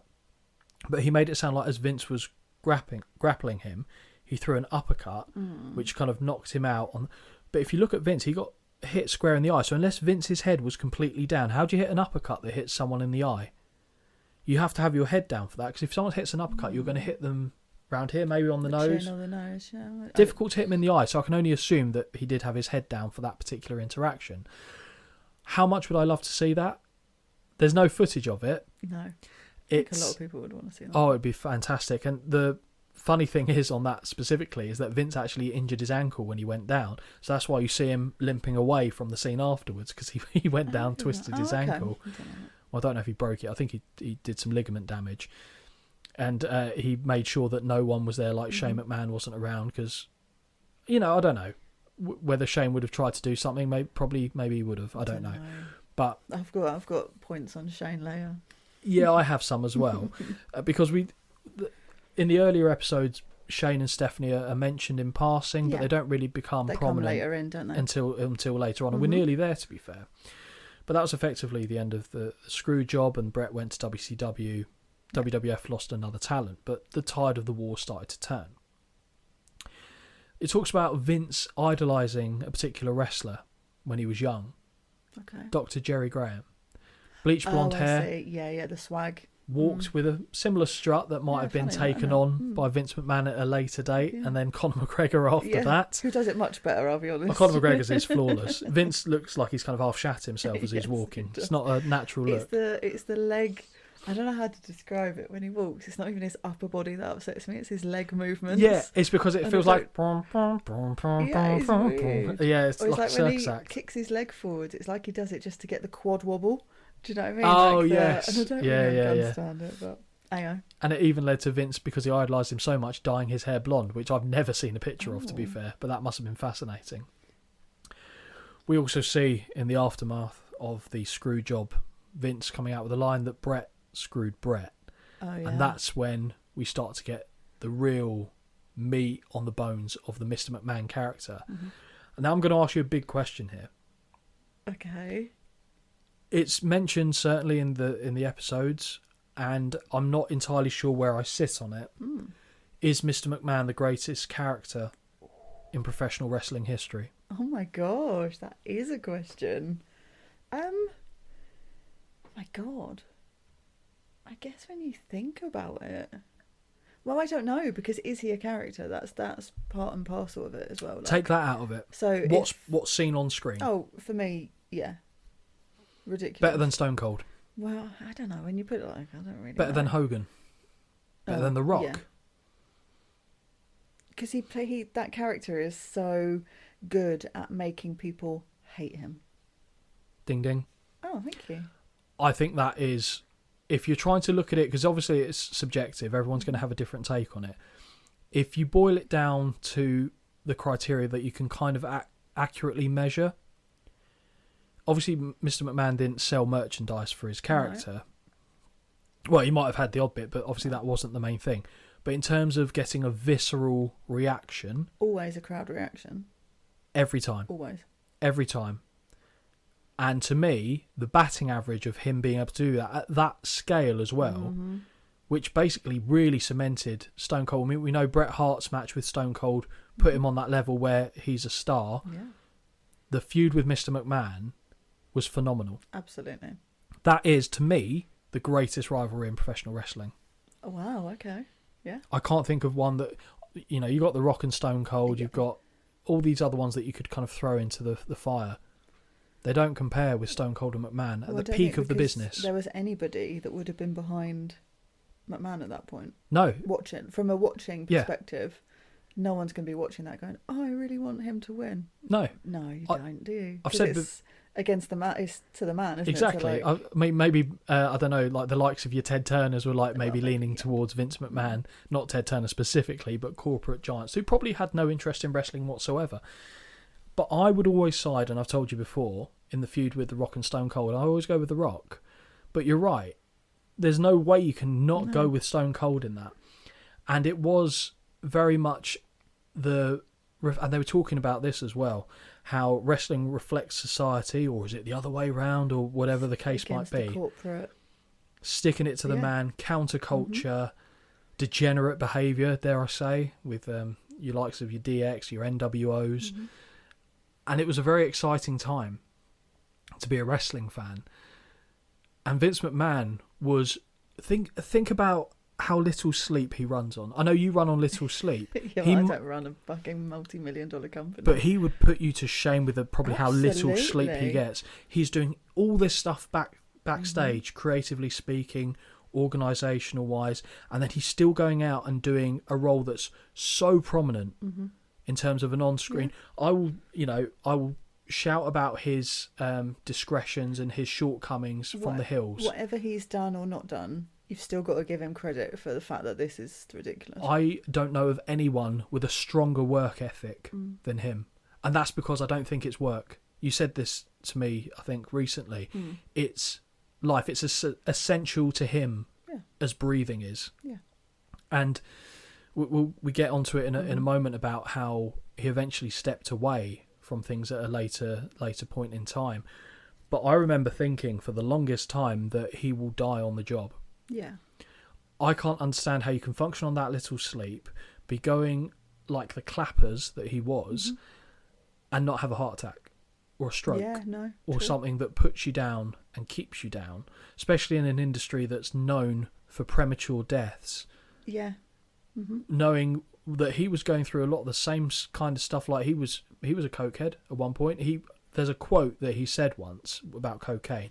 He said, "You can put as much of it in front of me as you like. I could go through the lot and I'll never be addicted." Jesus. That's an addict. Why would you don't have to go through it then? Just don't have it. But, so he was going hard on certain things. That's probably a poor choice of wording based on some of the topics we're going to be covering in a moment. But we see the rise of Stone Cold. Mike Tyson's there at WrestleMania. Big celebrity name. Yeah.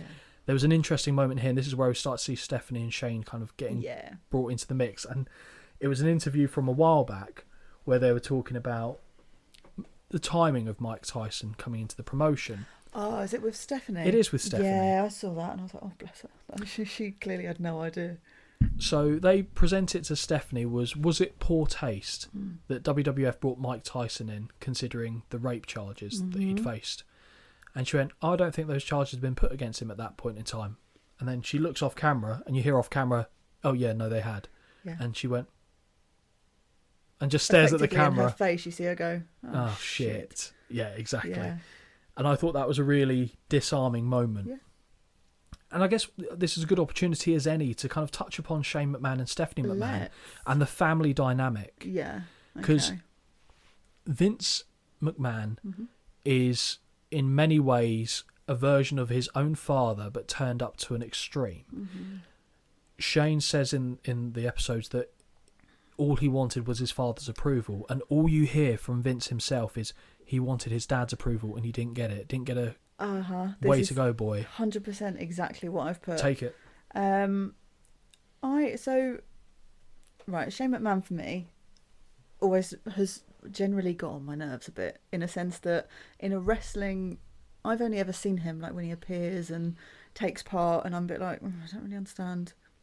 Just gets on my nerves. I'm going to ask you to take the attitude out of my face and get to a step in. Oh, yeah. So, but to actually hear him sit down and speak, and I think he was pretty honest, which I personally appreciated anyway, in a fact that he said that all he did was constantly trying to get his dad's approval, and it showed effectively him doing what Vince did. He started work like doing all the little jobs and then trying to build himself up more, and all he is desperate for a well done, and then he never gets it. Can I ask a question? You can ask it, and feel free to not answer it. Do you identify a little bit with that to a point? Not necessarily. Yeah, probably. Okay. Probably. So I think this is probably why it touched a bit of a nerve, but it boggles me how a parent. I'm not a parent, obviously, but it boggles me how a parent can't see their kid is doing that when actually they did it themselves to try and get a pat on the back. And Shane says, all I wanted was a well done. Well, can I play devil's advocate on this one? With Vince McMahon knowing how his father was to him and knows how he turned out, does he think it's trial by fire? Does he think, well, look what I became as a result of that? Oh, yeah. Is that the best possibility for Shane to do something similar? It's such a weird family dynamic, and I'll agree with you. In these environments, Shane is take his character off screen. If I had to have like a meeting and just hang out with one of them, he's the one I'd pick every time. Would you? Yeah. Okay. Stephanie, I feel like she'd give you guarded responses and stuff like that, whereas Shane, I think, would be pretty open. Yeah. Considering, I mean, I actually would agree with you in that respect.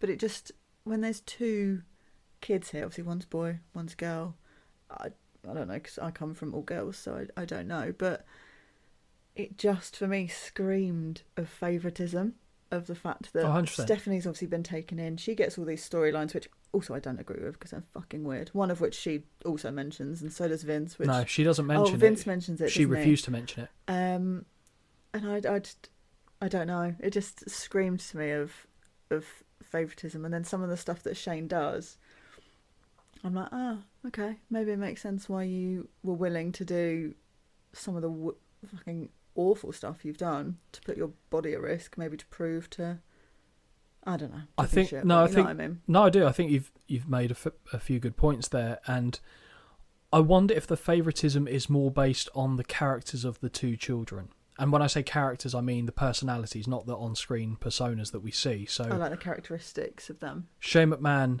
doesn't, from what I've seen at least, reflect a lot of what his dad has. Mm-hmm. Probably intentionally. Stephanie, you can see it. And they talk about it. I think it was Paul Heyman even mentioned it. Paul Heyman was good in this. Oh, he's so fucking good at everything he touches. It's almost quite annoying how good he is. Said that, and Tony Atlas says the same actually. He said, you don't mess with Steph. No. You know where you stand with Steph. And he said, Shane's a nice guy. As soon as you see that someone's a nice guy, they'll get taken advantage of. Right. And especially in the world of wrestling, how true that is. Which is interesting, though, because by all accounts, Tony Khan's a nice guy. Right. Is he being taken advantage of? Who knows? But in the McMahon dynamic, Stephanie, not saying she's like the carbon copy of Vince, because I don't think that's the case. I think that'd be very unfair to say. But the ruthless traits that Vince has, you can see in Stephanie, I think. And it's funny to see the evolution of Stephanie from this cutesy girl next door. She almost, the way she comes out, you know, we saw it in the episode on, was it SmackDown, the first episode of SmackDown? She looks almost like a girl from Clueless. Yeah. In the kind of ditzy looking, but she's still intelligent. She's a very intelligent woman. And to then so quickly evolve, which to me, whereas Shane McMahon, as a character on TV, didn't do nearly as well. Yeah. It didn't move the needle, whereas Steph was able to quickly learn, much like her dad, that when in front of the camera, she might have been nervous to begin with, but she adapted quick, and then she evolved that character to being very disliked, and she did it well. Yeah. She did it very well. Shane got good at getting people to hate him at various points, but not nearly to the success that Stephanie had. We talk about Steph's development. She had two very noticeable developments, but something I always forget about. Linda McMahon's had the same developments. Really? Did you not? Okay, so maybe I'm well off base, but you see pictures of Linda when she was younger and completely normal. And then she came out wearing a leather jacket somewhere, and then she had a pair of Stephanie McMahon's on her. Okay. And I was like, hang on a sec. And the only reason you notice, because, and it sounds harsh because age will catch up to everyone, but because they're lower, and as she's walking, they're kind of moving, you're like, wait. And so I assume she's had the same surgery, so... Well, maybe, to be fair, they've probably got a specific plastic surgeon that does discounts with the amount of girls that they send there. Oh, and we'll get onto that as well in a moment. But that family dynamic is weird, whereas Shane seems like a true believer in the family unit, and like he would defend his mum. He was even saying about these storylines that Vince was putting forward about... Yes, and he didn't like that. He's like, I don't like that. No, I did like that. And I agree, but again, playing devil's advocate, if you're looking at a storyline wise, it works. It's creepy because Vince is always the one doing it, but the stories works for the time. For the time. And Shane eventually, after basically coming to loggerheads with his dad, he had to leave the company. And there's a bit where Paul Heyman tells the story of him seeing this interaction between them, and Shane going, "This is a really good idea. We should do this." And Vince just moved the blazer to one side and said, "The only way you're going to do that is take that knife and stab it in there." He said, "To get that kind of control from me that you're looking for." And he said, "And I don't think you have the bollocks to do that." I just thought, that sounds like a promo, but I could actually very easily see Vince doing something like that. Yeah. And Shane was gone for about 8 years or so, 7-8 years off the back of that. One interesting thing that they mentioned, and obviously we know what happened with the merger later on down the line with Endeavour, the UFC was for sale. Yes. Shane said, let's get this. And UFC has done better when they've taken certain aspects from the world of professional wrestling with the promotional material, with the kind of production qualities and stuff like that. They lean a lot from each other in terms of the two industries. And when Vince was asked about this, he says, I don't think it was a good opportunity at the time. Of course, you can look at it now and say it was brilliant. Well, it would have been brilliant. Because I don't think that the WWE would have... it's hard to say. Would it have done as well? I don't know. But I certainly think it would have been a success still. Yeah. And Vince could probably do with some of those successes, seeing as the WBF fell on its arse during the steroid period. The XFL, which they do definitely touch upon. Yes, they did, yes. And we start to see how Vince deals with criticism when he's unprepared. And he, no getting away from it, is a fucking bully. He tries to intimidate these people who are smaller people than him. Like Bob Costas, who was doing an interview with him. He starts mocking him because he's not... Was that the interview that was quite dark? They just sat literally knees away from each other. Yep. Yeah. And he tries to knock the paper out of his hand and starts doing that mocking, laughing, because he's not capable of articulating the point without turning into a fucking jackass. And he kind of said as much himself. He said, when I'm put on the defensive, my instinct is to go the complete opposite way and go as offensive as I possibly can. He's a natural sort of... I will fight my corner regardless of physically how I sound. I will just throw my weight behind it. Literally as well. And it just struck me, it just doesn't sit, it gets the hackles up on me. And I just hate seeing that bullying tactics, but it served him well in business, so he thinks he can just do that in every walk of life. And the fact he did it in multiple different environments we'll get to it in a moment about this, like how steroids came up as a secondary issue after the Chris Benoit death. Sure. And how he just said, I take absolutely no responsibility for the deaths. And the guy kind of pulled a face. And he said, why'd you pull that face? And he said, well, how can you possibly take no responsibility? Yeah. They were under your employment. Yeah. And it's a fair question. It's like, I'm sorry that that's, the way it turned out, but that's not something that we're promoting for the people to do, and et cetera, et cetera. So Vince had a lot of failures, and it's funny to think that he could have been one of the successes behind the UFC if he'd only listened to Shane. And they talk about succession planning, and it never really looked like Shane was in the picture. No, never. Do you think that's... if you're, again, I'm going to put you in the shoes of Vince McMahon. Oh, okay. What do you think's the reason behind that? I wish I could... I wish I could say. I honestly don't know. I wonder if maybe, like you've said, naturally, maybe Stephanie is more, naturally aggressive. I don't know, in a business point of view. And like you said, Shane was the nice guy. Vince doesn't understand how a nice guy could get very far. I don't know. I honestly have no clue. But I then think if you put Stephanie together with Triple H, that's a completely different force against Shane by himself. In my head. Yeah, no, you're not wrong. You're not wrong. Rightly or wrongly, it is what it is. It was interesting actually, because I'm pretty sure it was Shawn Michaels said that the way it felt to him was that they were always gearing towards it being Triple H. Mm-hmm. And we'll get into the dynamics of how he kind of rose to the forefront of being the obvious choice. But that there's a fair bit to cover in between. Yeah. We've touched upon it. Tragedies in wrestling. Owen Hart. Yep. Brett's left the company. Yep. Owen Hart's being, well, if Brett actually thought what happened was intentional at one point, and he says as much, which is a crazy thought, but in that world, maybe that is a conclusion that you would logically jump to. Yeah. Owen Hart, obviously, as the Blue Blazer character, lowered from the ceiling in the Kemper Arena. There's so many different shades of wrong for this. It really is, and we'll get into that. Well, obviously, when we cover the show, we'll go into it in a greater level of detail. To be honest, I don't really want to watch that one. I know it's just... You won't see it. We're going to have to, but just the idea of knowing... Yeah. The bits that are unsettling you've already seen, so you're not going to see anything worse than what you've already come across. But I do think it's something at some point we will naturally cover. Obviously, he was being lowered from the arena. Fortunately, they were watching something on the screen, so no one actually saw him fall. Yeah. Which was a saving grace, I guess, to the fans. In theory, but I've seen comments online, and again, it's all comments online, saying that, because it's been told that because we were in a blackout, this focus was going on somewhere else, we didn't see anything. I was there. That's not true. You could see what was going on. You heard what was going on. And I was like, could you imagine, just having to deal with that? I would have genuinely been sat there in silence the whole time. I don't know if it was announced to I assume not. It wasn't announced to the crowd.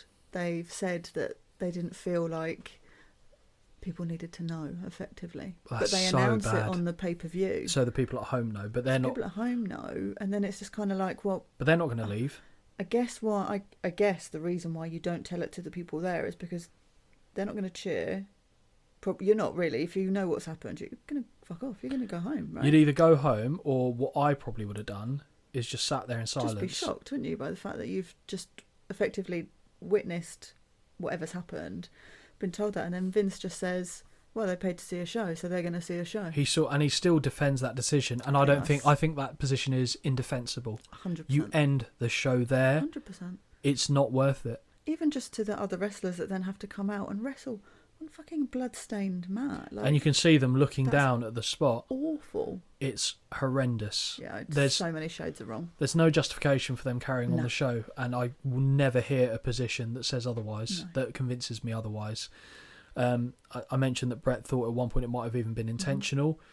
The WWF sued the company that did the safety equipment for it, and they won. So there's the evidence, and Brett was like, okay, and it was accepting of that. bit different for the likes of Martha, Owen's widow, who to this day, I mean, she's doing stuff with AEW and they've got the Owen Hart Cup over there, but she is the reason, and other family members are as well, that Owen Hart isn't in the WWF Hall of Fame. And I get it. It's sad that it has to come down to something like that, because it feels like, oh, they can't honour his legacy. But again, I understand it, and it's a real shame. But that was I remember, to me, growing up, so this would have been 99, I hadn't, fortunately, at that point in my life, the only person in my family that had died, like I say, the only person in my family. When I say immediate family, I'm talking about grandparents and below. The only person of that era that had passed away was my granddad, and he died within the year before I was born. So to me, that was the first death that I was really aware of. Oh, okay. And I remember not fully understanding it. And it's interesting, actually, that it's mentioned on the show that because it's a world of make-believe, people see it in a similar way, and this is just the deaths in general, as a character just being written off TV, and they go, okay, what's next? And to a point, I see what you're saying. To a point, they're right.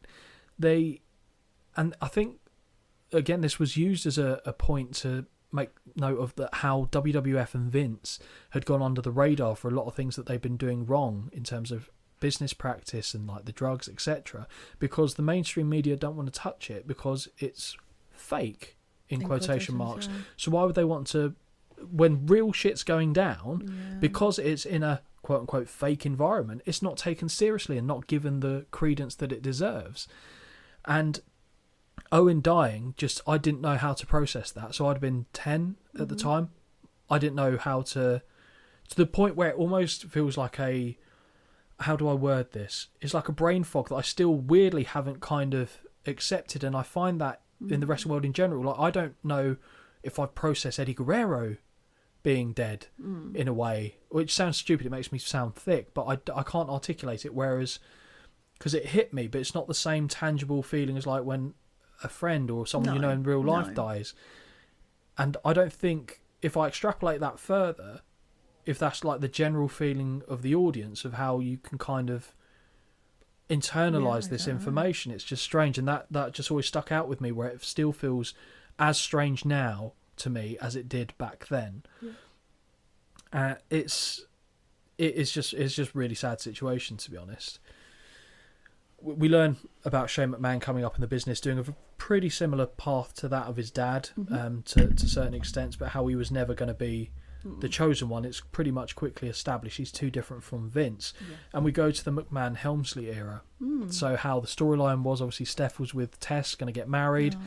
Triple H, but they said that they didn't have an end for that storyline. Triple H suggested, here's what we could do, and it was in that time that him and Stephanie started to get together. Now Vince is suggesting that even though he didn't want Stephanie, or Stephanie said, my dad never wanted me to be with a wrestler, it seems like he did a lot of stuff to get Triple H kind of a seat at the table. Light, pretty much. And Shane was against it. Shane didn't like that.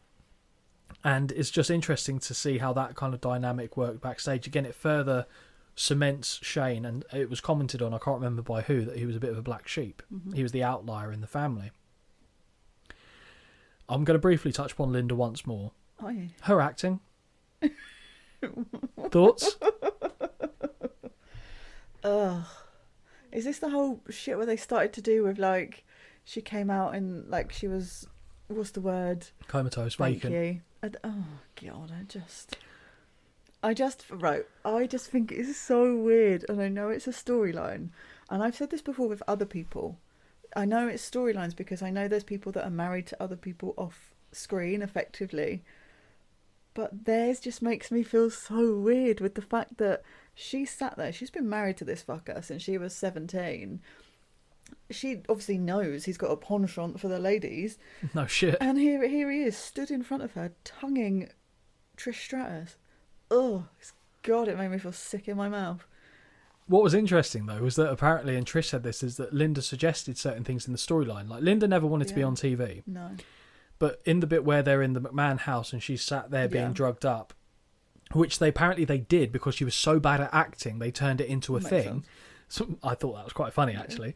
But she was like to Trish, I think it'd be good if you gave me a kiss on the head because people will hate you for doing that. And I was like, that's a good touch. Yeah. Oh, it is. It's just fucking weird. But it's weird seeing like the environment that Trish came up in. And Trish even defends something to a point which I'm surprised she does in hindsight.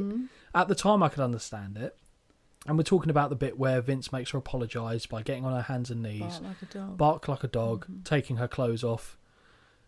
I won't add further comment here for making myself sound like a bad person as well. But as a kid, I was like, yeah, take it off. Absolutely take it off. Right. But it's just, it doesn't age well, for one. But I'm so surprised that Trish kind of said, that's great. We wanted you to feel this hatred for it because that's the right reaction. But she doesn't go like, yeah, I wish we hadn't done it. Yeah. Did that surprise you? It did a little bit, I'll be honest. But then I also look at it and go, oh, but she's still involved, like, obviously still quite heavily with the company as well. She's not, in my head, they're not going to say too much real shit because... She could have, I think she could have. I don't know. Because what are they going to do? I think could have come back and done these interviews a bit more honestly. But, yeah, I don't know. I just thought it was a bit weird. Like, don't get me wrong, a job is a job, but also, like, being made to strip and get on all fours and bark like a dog. Oh, draw a line. The barking? Draw a line, yeah. All fours and strip and fucking bark like a dog. I'm joking. Massively joking. And making light of a very weird situation. But, I expected I think I expected a little bit more from her, weirdly. Did you lose respect for her in the process? Yeah, I can see that. I'll be honest. I did to a point, not massively, but to a point. Bit. And this kind of touches upon the wider issue of how women were being portrayed. We're very much in the bra and panties, mud wrestling, Absolutely. not wrestling talent. No. And they make mention of the likes of people that would become prominent later on for other reasons, such as Ashley Massaro. How they were doing the diva contests, etc. And the timeline of the events was a bit out of place, I thought, in terms of how they were saying. They were talking about the women's evolution way before the women's evolution actually happened on screen. And Stephanie getting a lot of credit for it, which again, I don't know the machinations backstage of how that worked, but it just strikes me as she's being over-congratulated for an issue that was being forced upon them in terms of the audience's reaction. When they're already kind of going that way, it's easy to say, oh yeah, we jumped upon this and we made it a thing. Your hand was a little bit forced, to be honest. I mean, they didn't have to do it, but to an extent it was being made as the obvious decision. And we see, obviously, Vince working his way through the Divas roster, for lack of a better term. Yeah. Trish, Stacey, Tori, I think at one point. Sure they all. Sable. Right, I've got a question about Sable. Go for it. Because I only know her from basically what I've known of her, yeah. And obviously for now being Mrs. Brock Lesnar. But they obviously talk about this. I didn't know. They talked about the fact that she tried to sue the company. She did sue them. And then got what's it called? Settlement. Non-disclosure, NDA, is it? And then a settlement, and then came back. And effectively when she came back, my God, I don't know what she sued them for really, but she was fucking used as a sex prop. Sexual misconduct. So I don't understand. And this goes back to what I was saying earlier about Vince. Sable sued him and then came back to work after they'd settled. And then they still used her in a worse way, you could argue, because she was ready for the grind, as she would say in her first WWF stint. There was and I'm going to use the word funny because it fucking was, moment here where they asked Vince, they said, about your affair with Sable, talking about the character. He went, my affair with Sable. And you could see his spirit leave him, thinking Brock Lesnar would kill me. No. And he went on character, he went, oh yeah, okay. Like, then he calmed down, but it was just the way he started shifting like a robot in his chair. And they even mention it in the angle where Sable's come back and she's sitting on the desk and Stephanie's going, she sued us and look at her now. Look at what she's doing. And it's interesting, isn't it? And it just really confused me. But I was like, well, okay. I mean, get your money where you can. But, like, it just, I don't know. It just boggled me. She sued them specifically for 110 million. Ooh. Is what it doesn't confirm what the settlement is. Obviously, it'd been less than that. Still, she'd have got a tidy sum, but not enough that stopped her from coming back. We also see something that I find quite strange and unsettling. 6 days before Stephanie goes to get married to Triple H, she has a wrestling match against her dad. Oh my God. In a street fight. Yes, so her real wedding, can't make peace with this. I've seen the match before as well. Mm-hmm. It's unsettling. Especially when even her mum is there being like, if you give her a fucking black eye before her wedding, in what I will world divorce you are on the spot. doing this? Yep. Fucking ridiculous. And then Stephanie goes, safe to say I didn't get a black eye, although he did choke me out. Yeah, it's weird. Okay. It's weird. Their dynamics boggling. It's the most dysfunctional family on TV that you can think of, really, isn't it? We also see the end of WCW. Vince McMahon is in full peacock mode here. Yes. He comes out, I have personally done this, and granted he was the man steering the ship, so yeah, credit where it's due. No one else had anything to do with it, apparently. It's all Vince. No. All Vince, because he made, and they always go, oh, he makes these stars, and he does a good, yes, he does make stars. You can only make a star if they've also got the potential to be a star. Thank you. And also, again, a little bit sometimes of hands being forced. Like Stone Cold became undeniable. The Rock is obvious in terms of charisma. You can maybe make the case that other people he certainly helped elevate there, like Triple H, is good, very good, but he's not an obvious of a star, and he's certainly not on the levels of your Rocks and your Stone Colds, but he's, certainly done well. And Vince has made a lot of people very wealthy for the way that they've been portrayed, but just it rankles me that he's taken that as a personal success. And he even says, after they bought the company for what, $2.5 million, I think it was $3.5 million, that plane ride back, and then next day he's at work again, and he said, I didn't, do like a, oh, well done me kind of thing. He said, I expected to win. And this is that arrogance coming in. Cocky attitude. Yeah, so, and we start to learn about the really depraved, darker side of Mr. McMahon. This is when they really start kind of shifting the focus to that aspect of him as a person. We talked about the failures, like they opened the World or the WWF Times Square restaurant, gone. XFL, gone. WBF, gone. Casino, which I'll be honest, I didn't know about, gone. It's just, it gets to a point where I don't know, is Vince just getting bored and going, what else can I do? Maybe. He can't have singular focus. He mentions something which is interesting. He tries to articulate how his brain works. He said, my brain is like 2 computer screens. He said, on one of them, I'm having this interview with you. Yeah.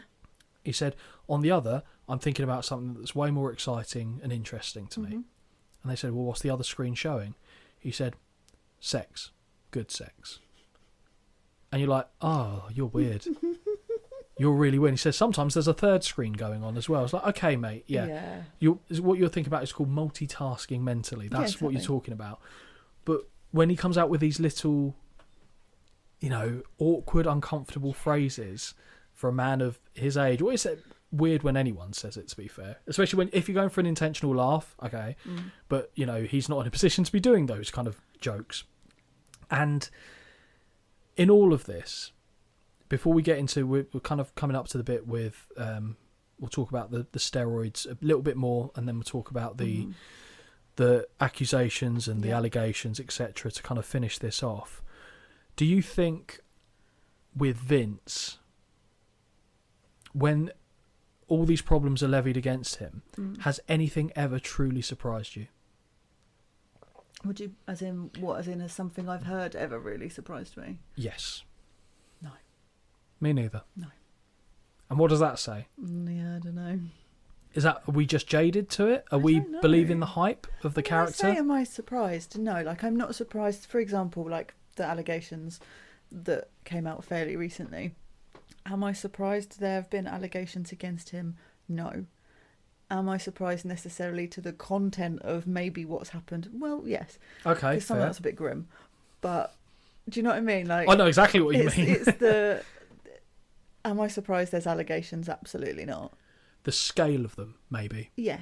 And how it went relatively under the radar for as long as it did, with how many different people had some passing knowledge. That is all surprising. But the fact that there are some, no. Okay. No. Just before we get to that, we'll talk about obviously what happened with the Chris Benoit tragedies, him killing his wife, killing his son, killing himself, and how they were linking that storyline. Well, they weren't. Sorry, that's poor phrasing on my part. The storyline the week before this happened was Vince McMahon's character is blown up in a limo. Oh shit! Yeah, I forgot about that. Yeah, they killed him off, Yeah. and the whole thing was going to be who killed Vince McMahon, because he was kind of aimless after Stone Cold left. Really, he didn't have that one person that he could kind of feud with, so he was used more sparingly, which is how John Cena termed it. And I've bypassed the ruthless aggression era because there's nothing really to comment. Although I guess we're kind of in it at this point, to be honest. Before we're not quite, or is it just PG? Either way, irrelevant. And then the next week, obviously, what happens with Chris Benoit? They go to do a memorial show. Vince McMahon is stood there a week after having been killed, saying, you know, what happened. And then it's only as the show's being aired that they learn the extent of what had happened. And this leads to... And they... the mainstream media didn't do themselves any favours because they grasped onto the wrong straw for me. They went down and, it was steroid abuse, roid rage. This is what did it. No. Steroid use can affect your mood, but it rarely makes someone go completely fucking batshit and kill everyone. Exactly. Yeah. However, CTE. Oh, is that the concussion? Which a lot of the wrestlers have tried to... I don't know. Yeah, so CTE is basically a degenerative brain condition. And Chris Nowitzki is one of the guys that's behind kind of the exploration into this new scientific field, because he himself was basically had his career ended massively earlier and they showed the clip of Edge landing on his head in a double dropkick spot at the Royal Rumble. The first thing that they wanted to do after Benoit died, he spoke to his dad and said, can we please examine Chris's brain to see the extent if there is any CTE there. And they said it's easily the worst brain that they have ever experimented on. This is going to sound really heartless, but it's hardly surprising when you look at... If they say that the move that he used to do had no effect, that's bollocks. Yep. Absolute bollocks. And this is where I lost a bit of respect for Stone Cold, because he came out and said, I don't believe in it. I know. How can you not believe in it, you fucking idiot? I fucking love him, and I really, really have a soft spot for him. And then he said that, and I was like, no. I was like, please don't say that. Right, I can give you the proof right away. And I'm not, medically trained, okay? No. So you don't believe in the concussion stuff that degenerates the brain. Okay, fine. Let's go with that. I'm going to ask you a converse question, and this is what I'd say to him is, so in wrestling, they go, it's all part of the show. It's supposed to make look like that. Okay, cool. So you've never been injured?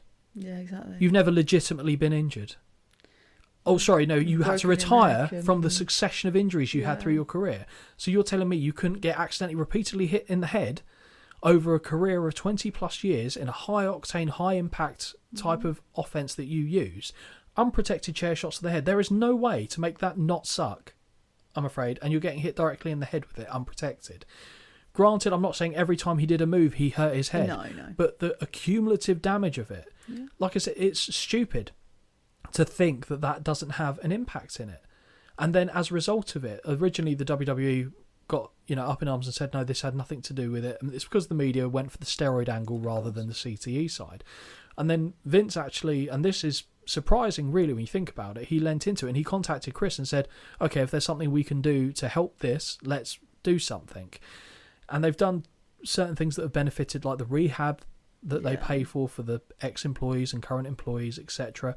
Banning a couple of moves like the pole driver and other things like that just could cause impact. They don't do chair shots to the head, which Undertaker said he was pissed off about because it was a part and parcel of the industry. And I get it. You kind of get set in your ways. You're used to having that as a tool in your arsenal. But it's just another shot. And again, it's whenever the wrestling news for the most part hits mainstream media, it's for all the negative side, and it's easier for the likes of your Phil Mushnick, who we mentioned earlier, to grasp onto it. And this is the point where he started to talk about stuff, and he's talking about, and he loses me. He loses me, and I can't get on board with him anymore, even if what he's saying is fundamentally correct. Were you watching wrestling at the time when Chris Benoit died, or had you stepped away and not come back yet? I don't remember. I don't remember when it was. I remember 2007. It happening. Oh, how old was I in 2007? 19? 18, 19. 19? It would have been it was your birthday month, I think, when it happened.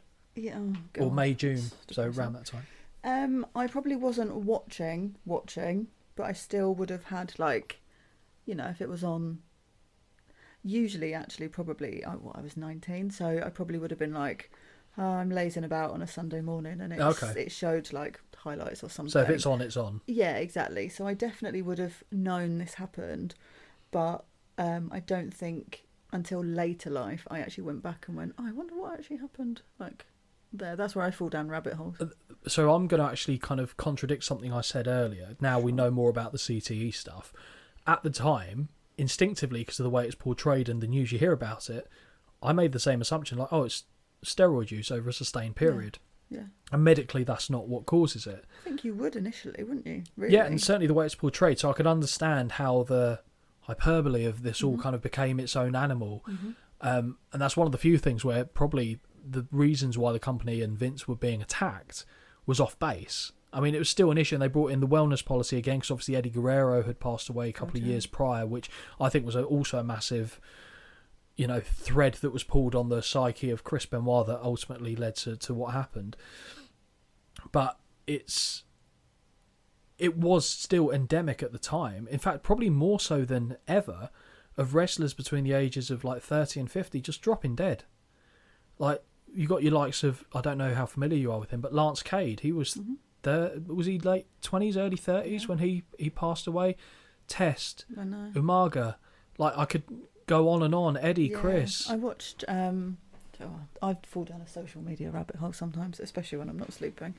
And I was on TikTok the other day, just scrolling through. And once you watch one video, it kind of goes, "Oh, you liked that?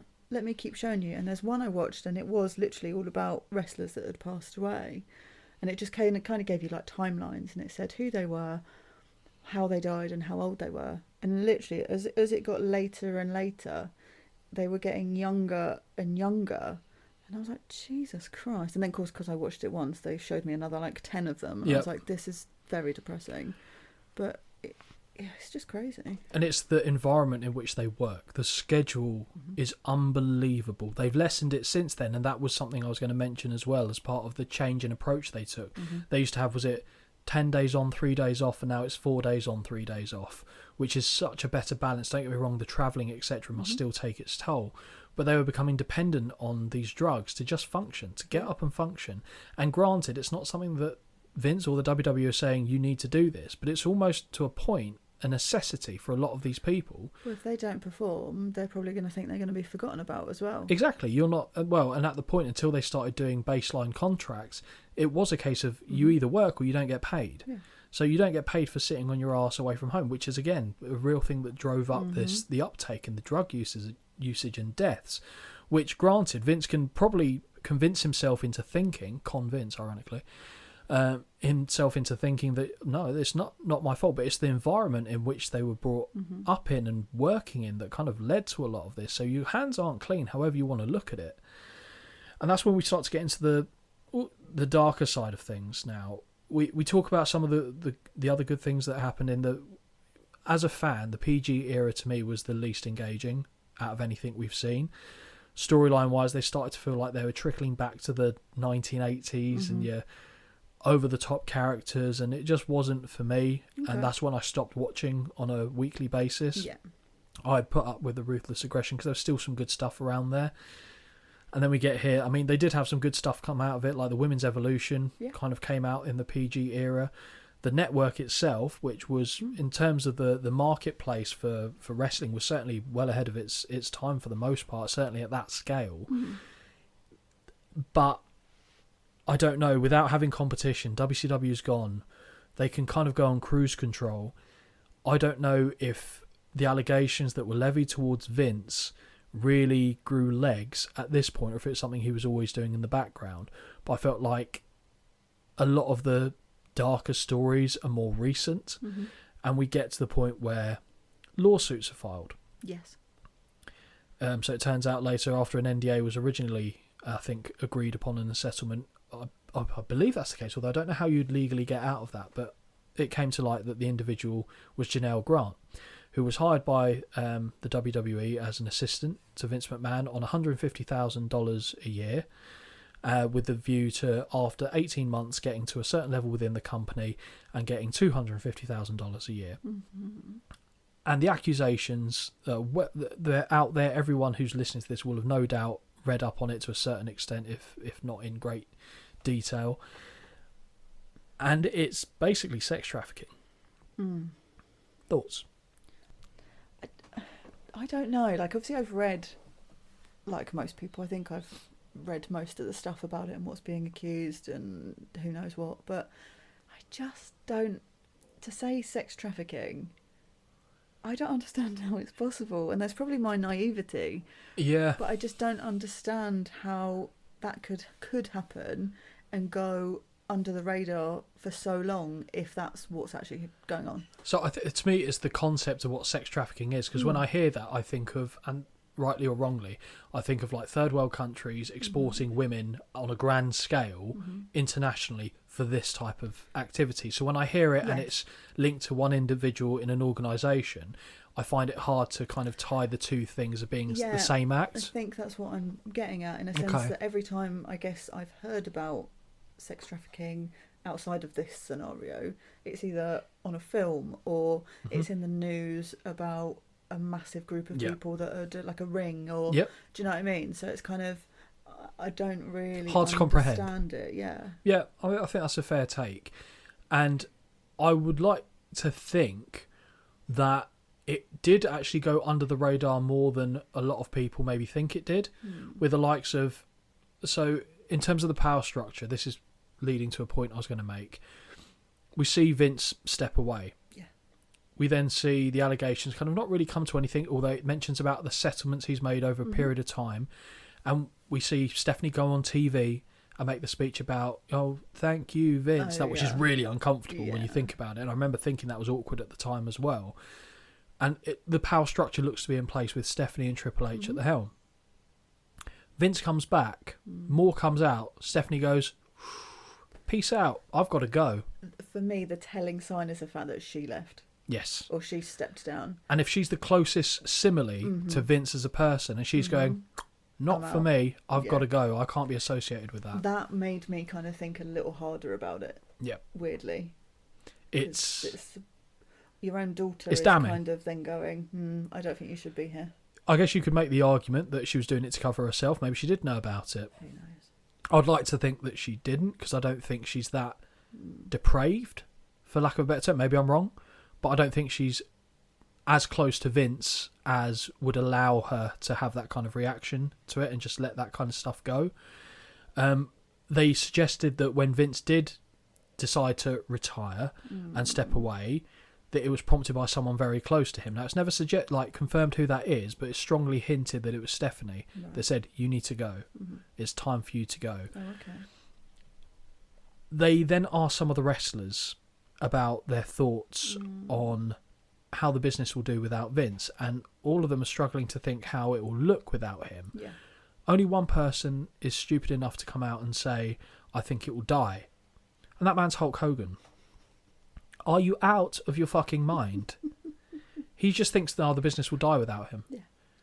It's so... I mean, maybe in the long run, who knows? He'll be the laughing. Who knows, but it certainly doesn't look like it's been struggling to me. They've gone from strength to strength. So it shows, again, how out of touch Hogan is, unfortunately, at this point in time.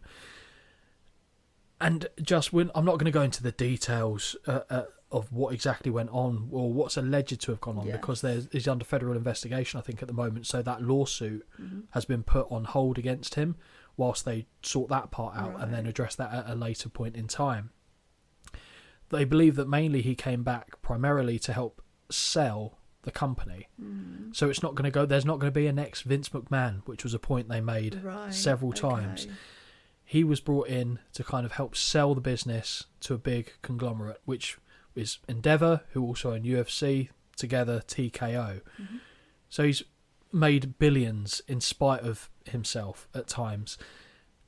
And also, it's kind of... They mentioned his legacy, what Vince McMahon's legacy is, and that's kind of a point we'll finish on in a bit. But to see... Is it... I'm trying to think how to word this to you in the form of a question. Do you think Vince has done this purely from a business standpoint to make the money, or has he done it from an ego standpoint to say, I want to be the final one, whoever did this. No one will be able to touch what I did because I will make it an impossibility. It's a different landscape. In my humble opinion, and that is all it is, just an opinion, I think it's a dick move. I think it's I don't want other people to now say, oh, actually, this guy's doing a better job. I think it's this is my baby type thing. I'll just sell it. I'd rather sell it to someone else and have it effectively start a new thing rather than it be passed down to someone else. I agree. Because I don't think he wants anyone to be able to say that they matched him or bettered him. And even though it's like Triple H is still in creative control, this, that and the other, and he can do a phenomenal job and he might do it longer or better than Vince, who knows. Different landscape. Yeah. The whole game has changed and Vince has ensured that is the case. Yeah. So I think it's very shrewd on his part for his own ego. Other people are kind of wrapped up in this allegations. Yeah. In these allegations, I should say. And one of them, John Laurinaitis. Oh, okay. Yeah. Yeah. Which has led ultimately to, I assume has led anyway, to the divorce between him and, I don't know, the Bella's mum's name? Kathy, thank you. Of course I'd know that. Of course, from the show. Yeah, I was thinking, how the hell do you have that off the top of your head? Yeah. I listen to their podcast quite a lot, so yeah. And also, that would be interesting to actually think about what they've said in there, if you've got any insights, although I don't think they'd mention it much. They don't. And Brock Lesnar. Yeah. That. Oh. But you see the texts and stuff that... No. But there's no text with Brock Lesnar, but there's a conversation that apparently took place that basically said, yeah, she's very nice, but I can't do that because she'd leave you in a second because you wouldn't be able to hit the sides after I've been through with it. Strong flex, but horrendous at the same time. But he's never commented on it. No. To this day, he's never commented on it, and you have to kind of go with okay, it could just be a load of waffle. Yeah. That nothing was ever said on that. But it's just... It sits uncomfortable when you see the exchange of text messages again. I'm not going to go into like detail on it, but because you can Google them and. Well, exactly, really but you know, basically threesomes, shit as well, like horrendous. No. Like, what are we doing? No, thank you. There's other ways to have fun, for fuck's sake. Animal. Do you know? I've never thought. Maybe this is me being weird. I've never thought. Do you know what would make this situation more fun? Human shit. No. Never once have I thought that. Doesn't do it for me, I'm afraid. I can't imagine it does it for most people. Weird. Vast majority of people. I'd say a very high percentage, in fact. And then the wrestlers are asked about, and it's difficult, because obviously in the documentary, after a while, when these allegations come out, Vince is cancelling his appointments. I am not doing this anymore because I know what you're going to ask me. Which, again, not saying I would do the same stuff he did, but in that situation, I sure as shit am not doing those interviews either. No. And they asked Bruce Pritchard, who's been an exec with the company for, Brother Love back in the day, who's been there for many, many years, is one of Vince's closest trusted associates, and he will swing off Vince's nuts till 3 weeks after he's dead. Yeah. He said, because they said, oh, did you see and this is before the allegations came out, because they edited this quite amusingly, I will say. They said, oh, did you see the initial episode? What do you think? He went, hated it. He said, because you painted him as this monster, not as the man. And he said, I know, and this is a true story about Bruce's wife having cancer and Vince doing everything he could to... Yeah. And that's not to say he's not got human qualities there. We're not saying he's a machine or a robot, but that also doesn't away... alleviate any other wrongdoing, potentially. Exactly. It's, yin and yang. You've got both sides of it. And then after he voices his opinion on it, it goes to black, and then it says... 3 days later, and that's when the allegations come back to the surface, and funnily enough, he doesn't get interviewed after that. No. All the wrestlers get asked, what's the legacy of Vince McMahon? Every single one of them goes, oh wow, that's a good question. I don't know. John Cena says, I don't think I'm the person to ask for that. Good answer. But they all say it's a fatherly relationship they have with him to a person that, gets actually some words out and verbalises what they feel. Trish says it. Yeah. John Cena says it. So it spans the eras as well. Michaels says it, I'm sure. Yep. Yeah. Yep. Bret Hart says it. Yeah. Undertaker says it. Yeah. And they all kind of look up to him in the same way. But Tony Atlas, again, says it best. He's the best promoter of all time. He can manipulate people into thinking, to a point, what he wants them to about him. And when Vince is asked about his legacy directly himself, he doesn't really give an answer in this one. They go back to a previous interview where he said an egomaniac, but that does feel like more in character. And the way that Vince gives a non-answer here makes me think that he's viewing himself as never being dead. Yeah. Because I don't think he can comprehend Because the legacy dying. is what you leave behind, isn't it, really? Yeah. So if he's... Yeah, I get it. It just struck me as a very...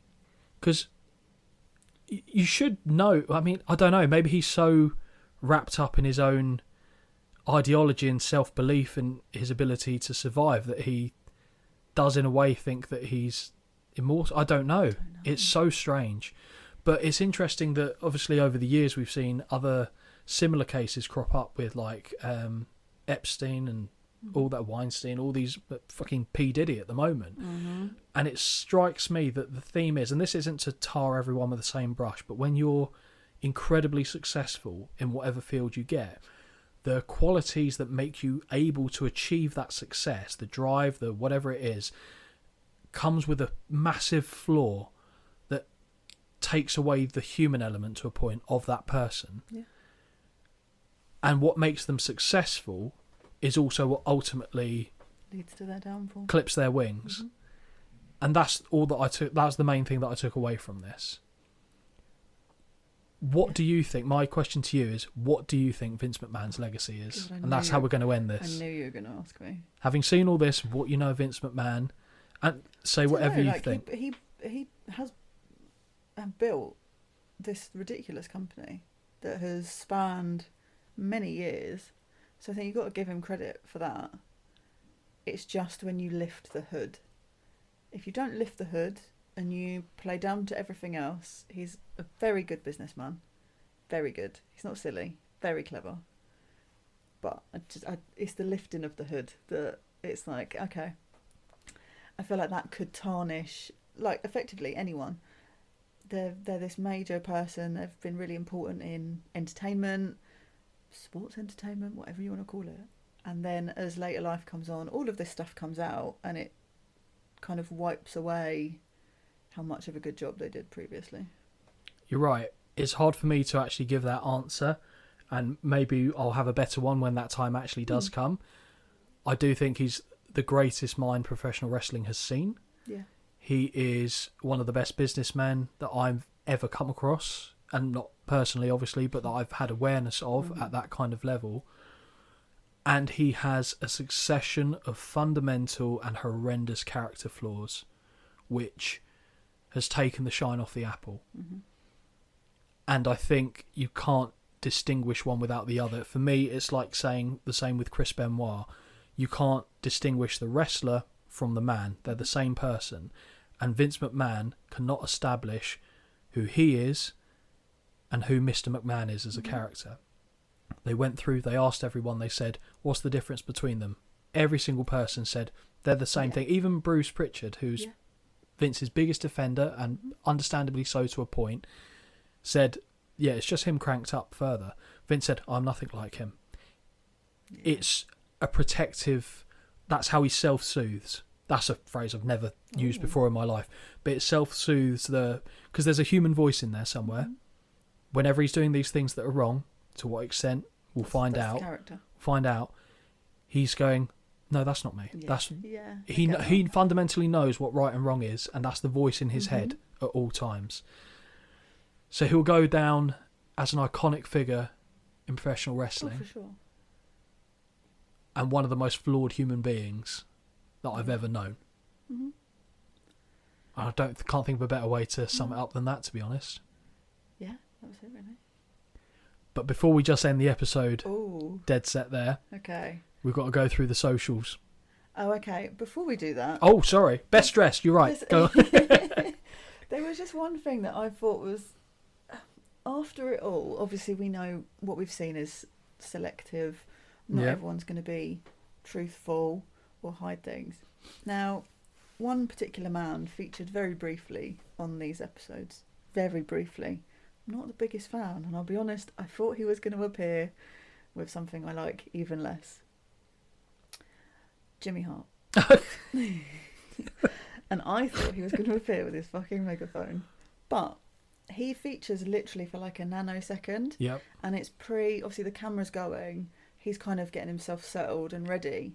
And he literally says, I can't quote it word for word, but it literally says something like, how much are we allowed to talk about here? Like break the code of silence.